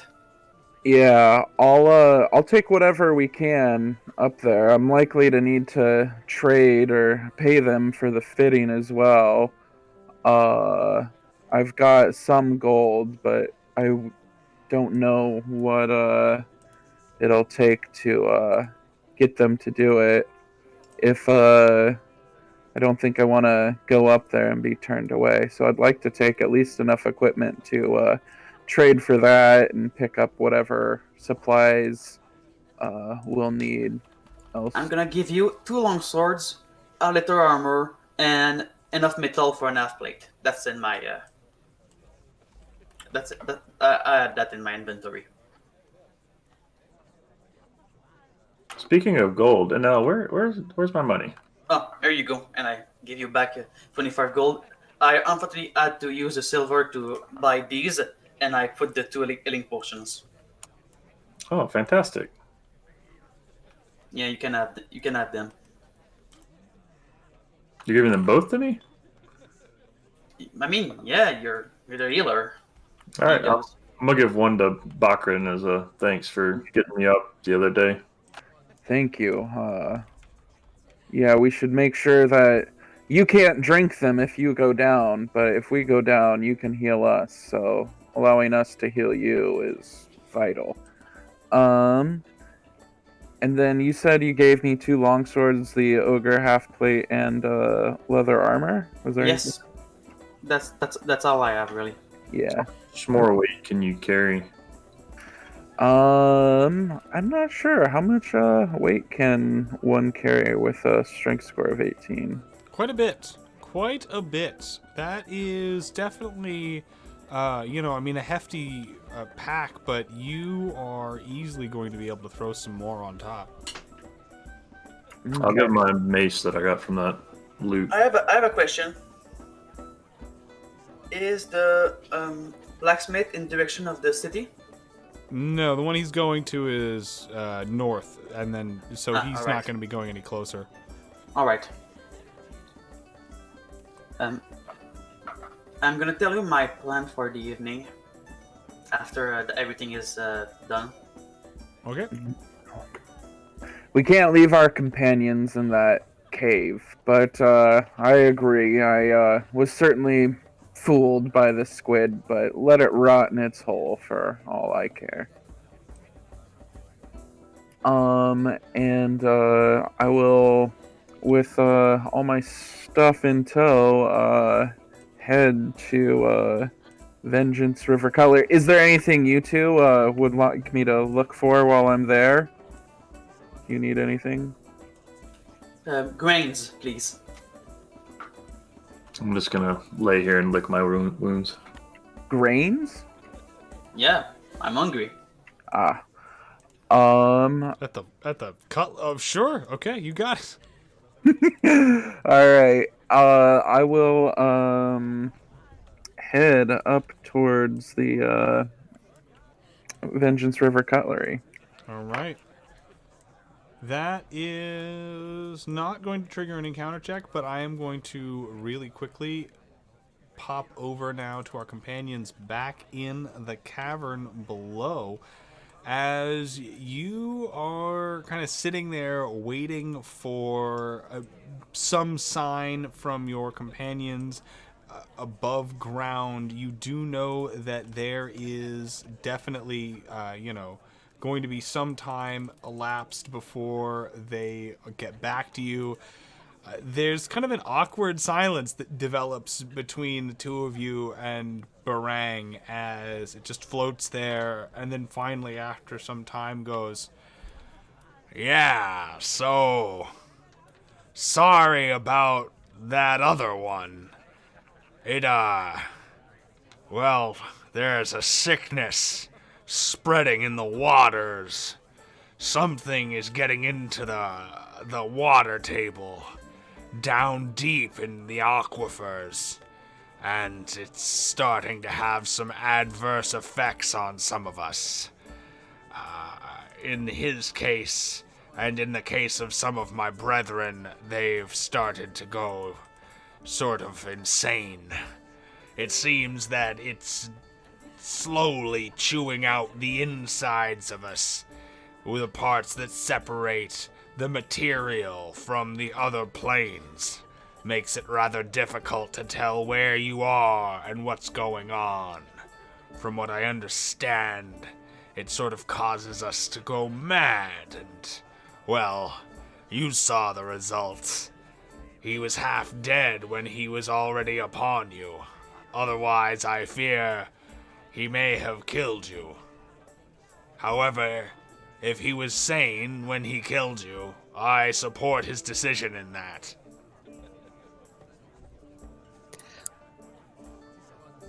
Okay.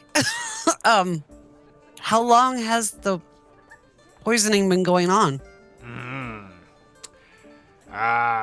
Difficult to say. We are unsure for how long it has been spreading, or for how long how long we have just noticed. It seems that it has taken some 2-3 weeks for it to spread out of the interior in the aquifers to get into the larger expanded systems underneath Hope's Rise. But how long the poison has been emanating, I do not know. We fear, though, that it seems to have an almost exponential quality, and without something done at the source of it, there will likely be more of, well, these sorts of things. It motions over towards the corpse of the rather, pale and scaleless, mottled and, just clearly ill-looking creature that you had slain. Where is the source? We are unsure. My master, while concerned with the matter, has other things to attend to at this moment. It is not exactly his concern what lives and what dies here on the Rise.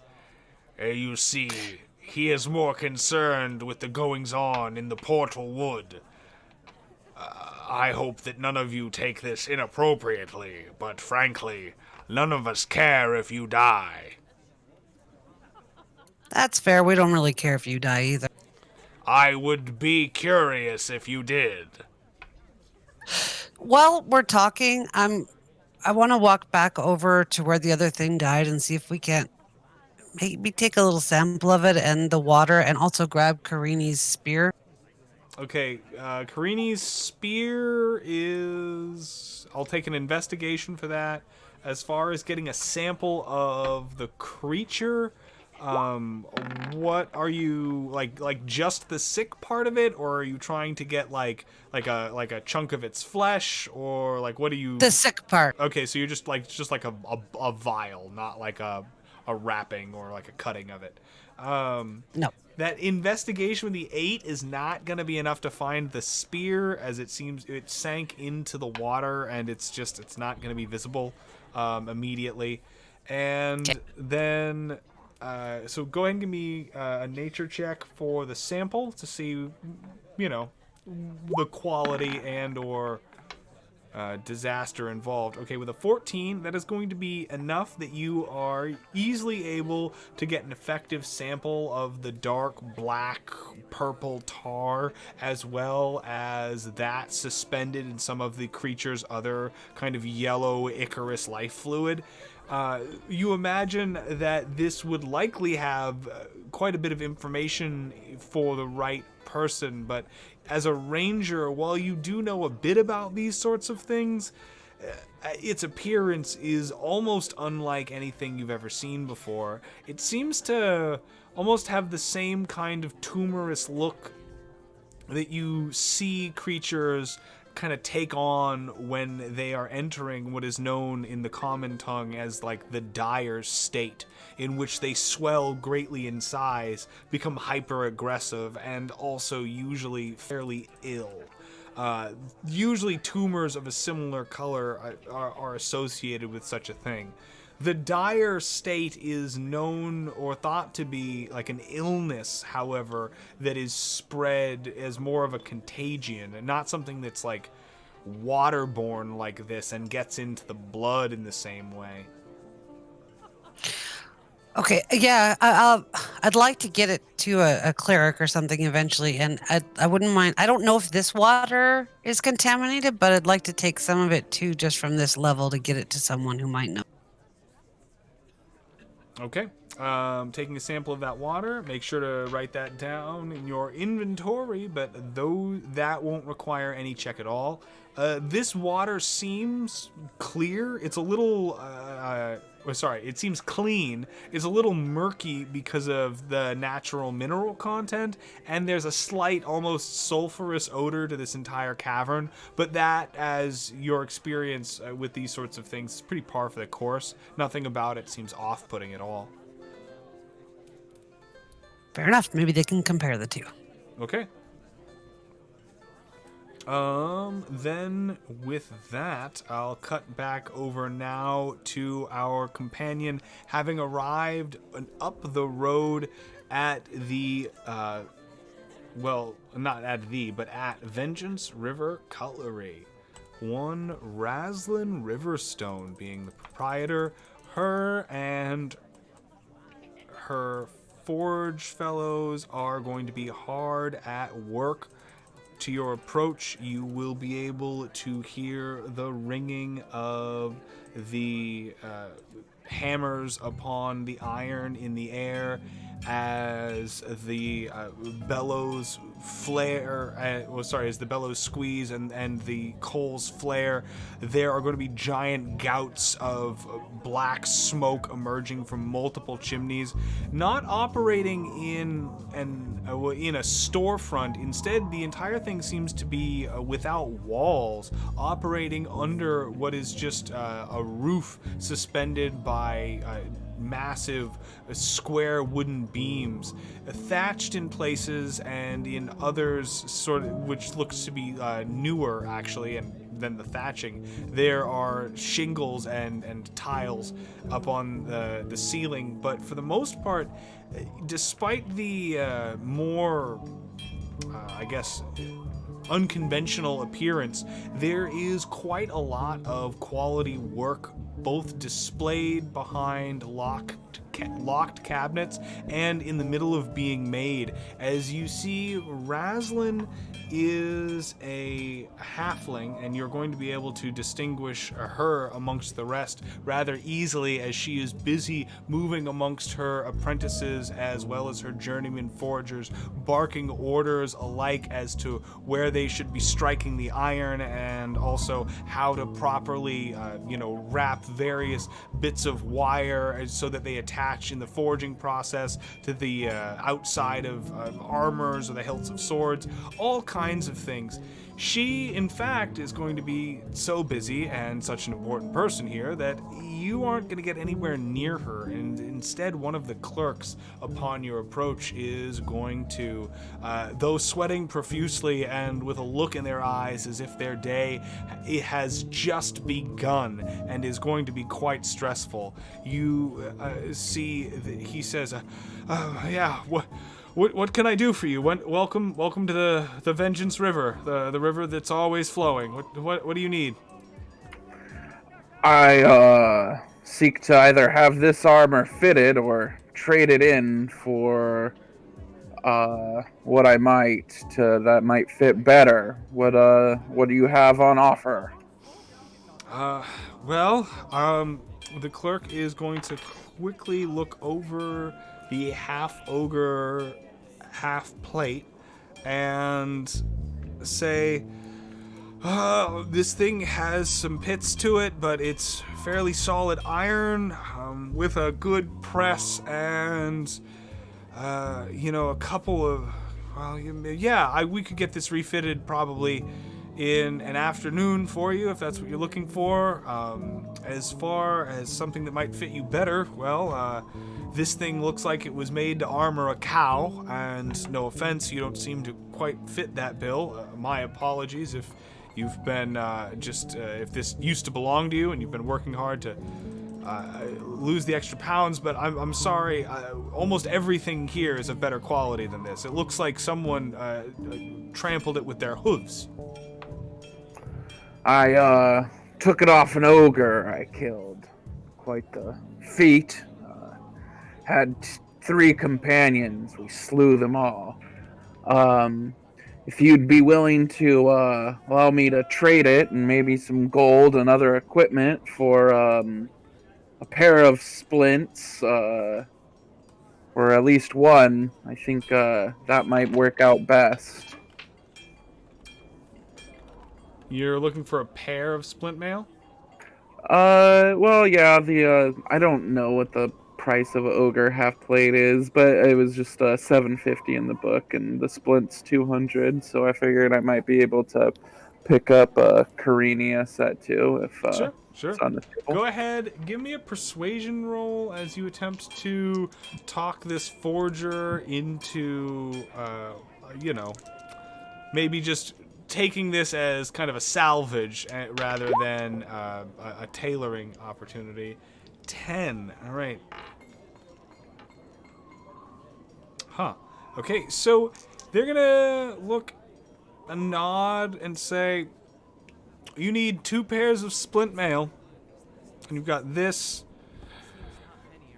I'll tell you what, how about if you are willing to part with maybe 10 gold and you'll take one of these daggers, then I can make that trade. And he is going to produce what is obviously a very ornamental, probably closer to a letter opener than an actual dagger, but it's going to have in a rather embellished font, Vengeance River up the side of the blade. Very well. I'd like to pick up some javelins as well, if you have any. Or throwing axes. We have almost anything that can be bladed or given enough weight to bash a skull in. We are expert armorers, but more so weapon makers. You need throwing axes, you need javelins, that we have. How many do you need? I'll take 10 javelins. 10 javelins, throwing axes? If the javelins are available, I won't need them. All right. Those javelins will run you 3 silver per. However, for the 10, I can cut you a discount. We'll call it 2 gold.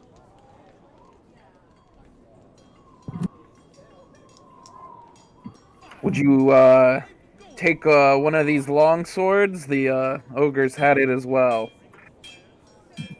And hearing that, but not... Yeah, no, they will definitely take it. They don't make the happiest face when you say the word ogre, as you can kind of, like, he sort of sniffs it for a moment. But with the sheer amount of metal present in that half plate, despite the rework that's going to be necessary, it still represents a come up for them in terms of usable steel. So the 2 splint, the javelin, and as well, that's it, right? That's all you wanted? Yeah, 2 splints, 10 javelins, and I'll give him the ogre half plate and the longsword, and I'll take his letter opener as well. All right. First, I have a question. What's up? If you make a beacon, how long does it stay up? It stays up as long as you want to maintain it. Can we sleep and it's still maintaining, or no? Once you start doing any other form, once you either sleep or do anything that would break a concentration spell, because that's basically what it is, then it fails.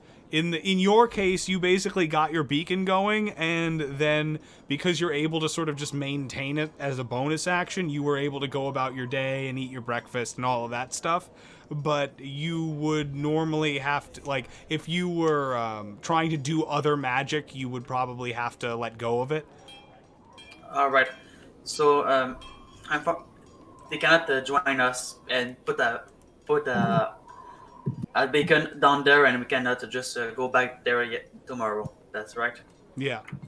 All right. Just to be sure. Thank you. All right. No, absolutely. So you will also be able to then make the leisurely stroll through the pleasant countryside and rejoin your companions back at the Mumbling Mage, which now brings us to kind of an interesting crossroads here, as the party is split, but they are going to be waiting for about 8 hours respectively each, which means that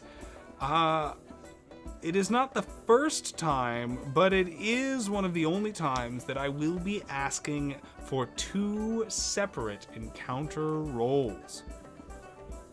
I'm doing hours. Okay, Inel, go for it, and then of Gale or Crydia, let me know which one of you would like to be making the encounter roll for your group. D100. did we right? have Yep. Sorry. Did we have time to do the short rest first so I can? Oh, absolutely. Good. The short rest will, only being an hour, be easily accomplished. But not a long rest for that. No, the long rests will take enough time that an encounter roll will sort of happen. So yeah, you can go ahead and use your hit dice for that, but anything like, say, spells or the things that would replenish only on a long rest are still going to take some time. I'm still gonna do my arcane recovery to get back to my second level spell slot. Okay. Well, I mean, you did use your rope Rope trick. trick. Yeah, Yeah. totally. Not Does my 8 rat get any hit points back? Your rat can expend a hit point. I'm gonna say can use hit dice. It's got 2 hit dice. They're Are they- D6s. Okay, and so does it have a total of 7 hit points? Is that what? Yeah, you it has did- a max of 7.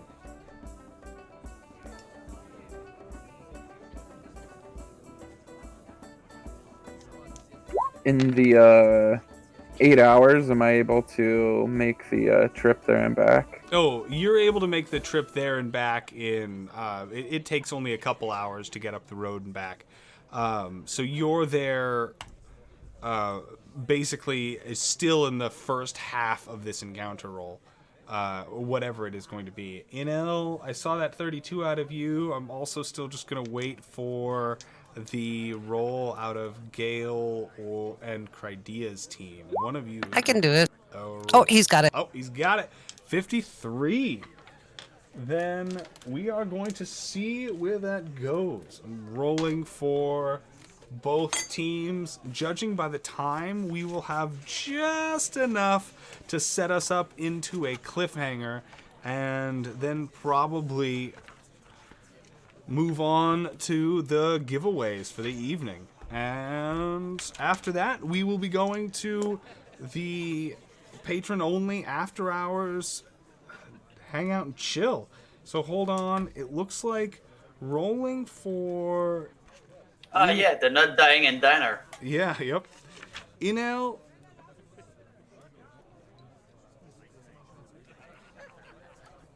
It Yes? looks like... I don't like that. That's going to be a fun one. And... I really don't like that. Where is everyone on the resting team who's back at the inn? I know Karini, you're up in bed because you're literally resting. Inel and I'm still with Herb because I'm doing my arcane recovery, so I'm okay, so you wouldn't be the one who notices this. Instead, it will be you, Bakran, as you return from the Vengeance River Cutlery and sort of make your way up the front steps of the Mumbling Mage, past the little porch area and into the common room.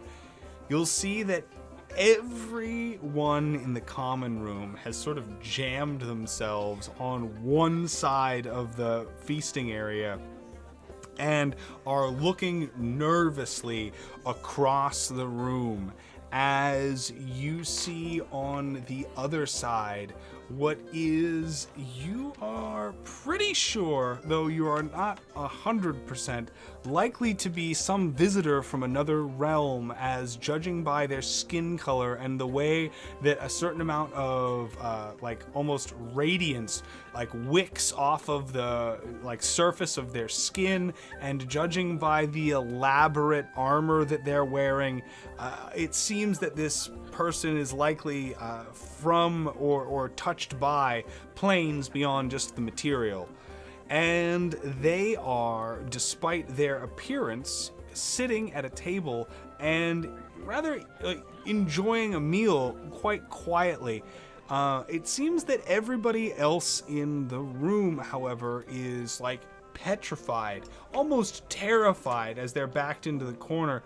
You are, for lack of a better word, unsure why this is. Upon first glance, this person seems to be, though kind of like stunning and radiant in appearance, and certainly eye-catching, no more a threat than any of these other sword-wielding, shield-carrying, spellbook-toting, adventurers, merchants, and guards that are otherwise occupying the mage's common area here. But you could hear a pin drop right now, and it's almost easier to hear the sound of this person idly crunching away at their like early day lunch than it is to hear like a breath within the common room here at the Mumbling Mage. And I will leave you there, as that gives me just enough time to touch now over to Crydia and Gale Warcrier. And you two, having rolled the 53, it looks like... a moment. Gotta find the appropriate page here. That's... there we go.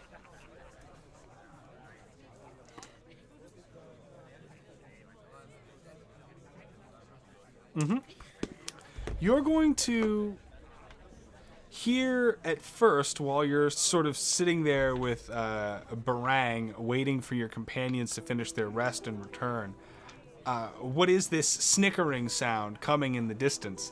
And at first, thinking that it's more of Barang's just kind of like idle, awkward shenanigans, you insist that he knock it off because it's going to attract attention. And it is only when Barang turns and goes, "I didn't do that," that your blood runs cold, and you hear yet again, floating in on the idle swirling mist, this sort of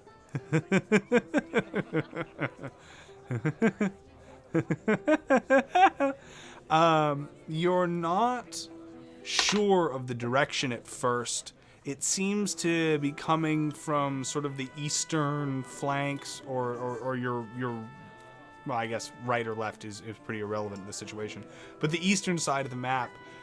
You're not sure if it's coming towards the southern cavern area where you understand that there may be this psionic squid, or whether or not it's coming from more of the northeastern area, which at this point you are unsure what directions or mysteries that this cave might hold were you to continue there. So for the time being, you're only going to have that to go on as you prepare for whatever it is that may come next session.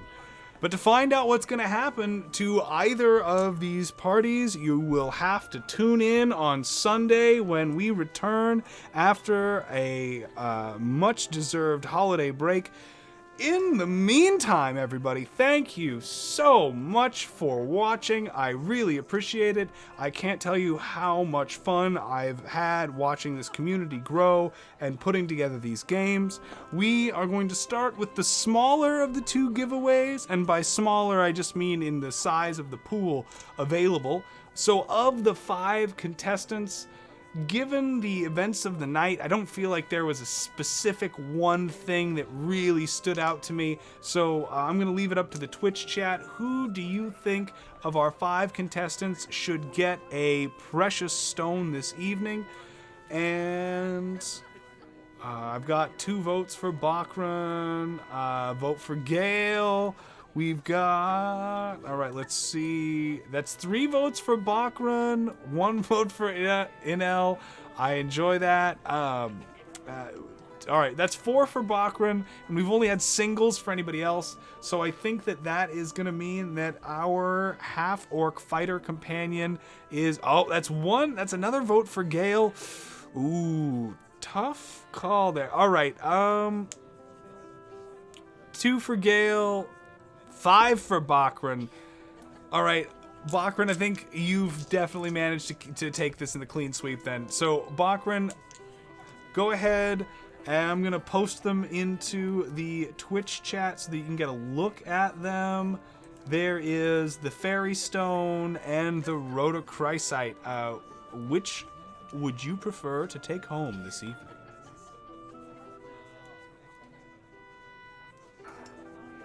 The red one, for sure. That's beautiful. All right. You got it. That Rhodochrysite is yours, also known as the Stone of the Compassionate Heart. This thing is supposed to bring you much love and joy if worn in close proximity. Now, however, we also have the issue of our holiday giveaway. I have yet another precious stone. This one, a similar name and also a similar coloration. This is rhodonite, and you will see that it has been carved by the lapidary and friend of this show into the shape of a heart. I am going to be doing a drawing really quick of anybody who is currently in the Twitch chat and also anybody who signed in tonight who did not get a chance to play as a contestant. And so really quick, can I get a quick sound off from everybody in the Twitch chat out there who is currently watching? Let me see how many of you I need to throw into this. That's a 1, 2, 3, 4. Got it. I appreciate it, everybody. Let's see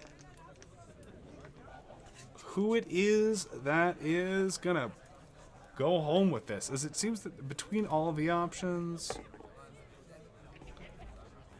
Okay, so that is going to look like, let me double check here on the list.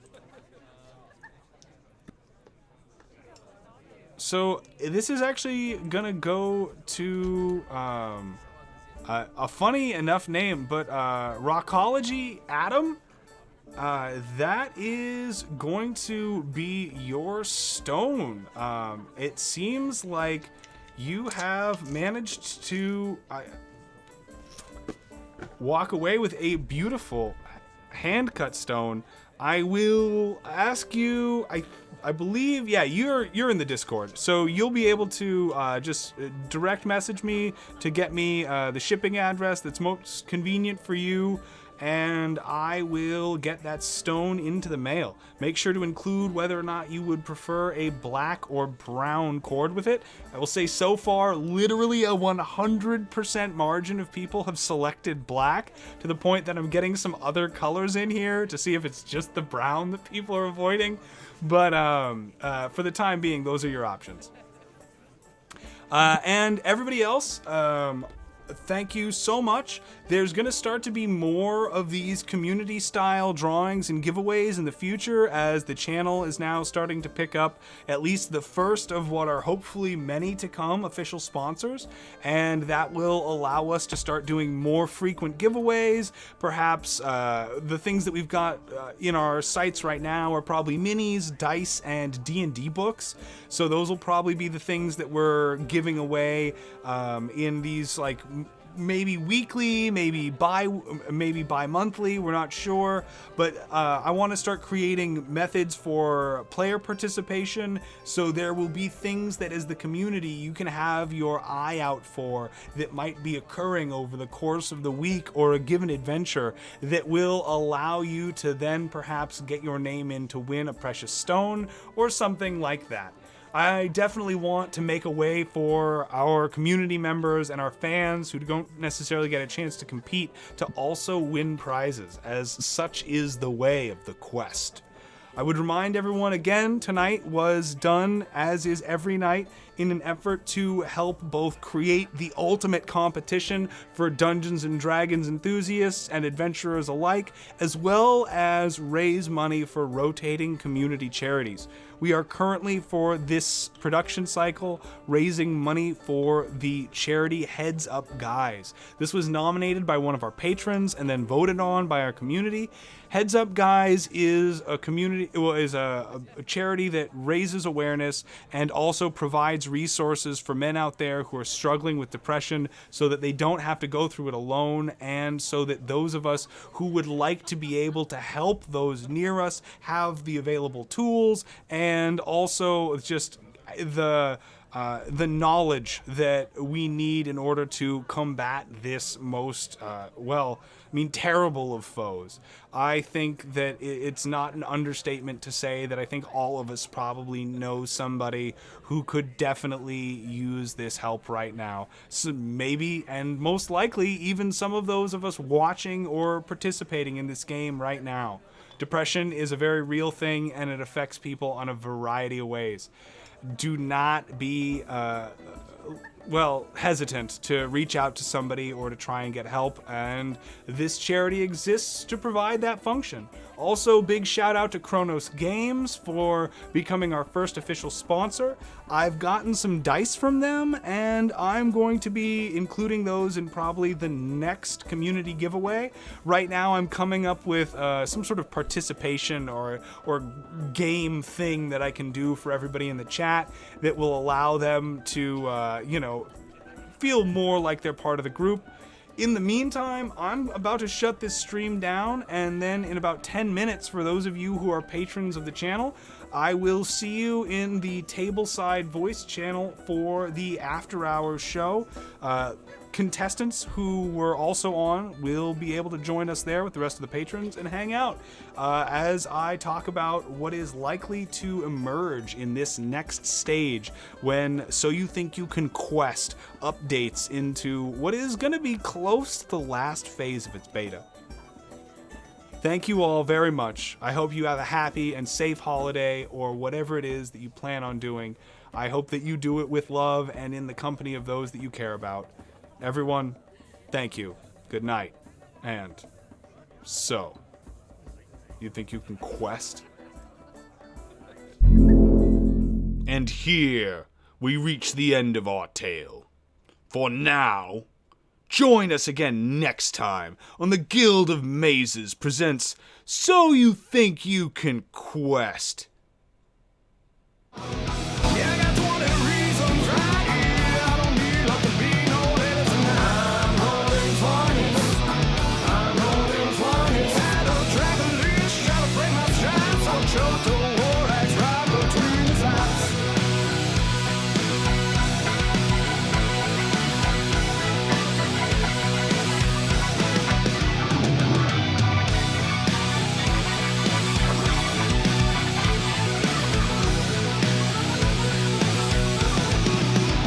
Been gaining all the dragon's ass since 2 days past. He terrorized the town, brought him to the ground. But I've been moving quick and find that son of a bitch now. 'Cause every day I'm hustling. Just one possession chance brings every trap that's set. Oh, dungeon masters hate when I sit down to play. 'Cause I'm rolling 20s. Hey! Don't hate the player, hate the game. Don't hate the player, hate the game. Don't hate the player, hate the game. Don't hate the player, hate the game. Don't hate the player, hate the game. Don't hate the player, hate the game. I'm rolling 20s like a 60. Don't hate the player, hate the game. Don't hate the player, hate the game. I'm rolling 20s like a 60. Don't hate the player, hate the game. Don't hate the player, hate the game. I'm rolling 20s like a 60. Don't hate the player, hate the game. Don't hate the player, hate the game. Don't hate the player.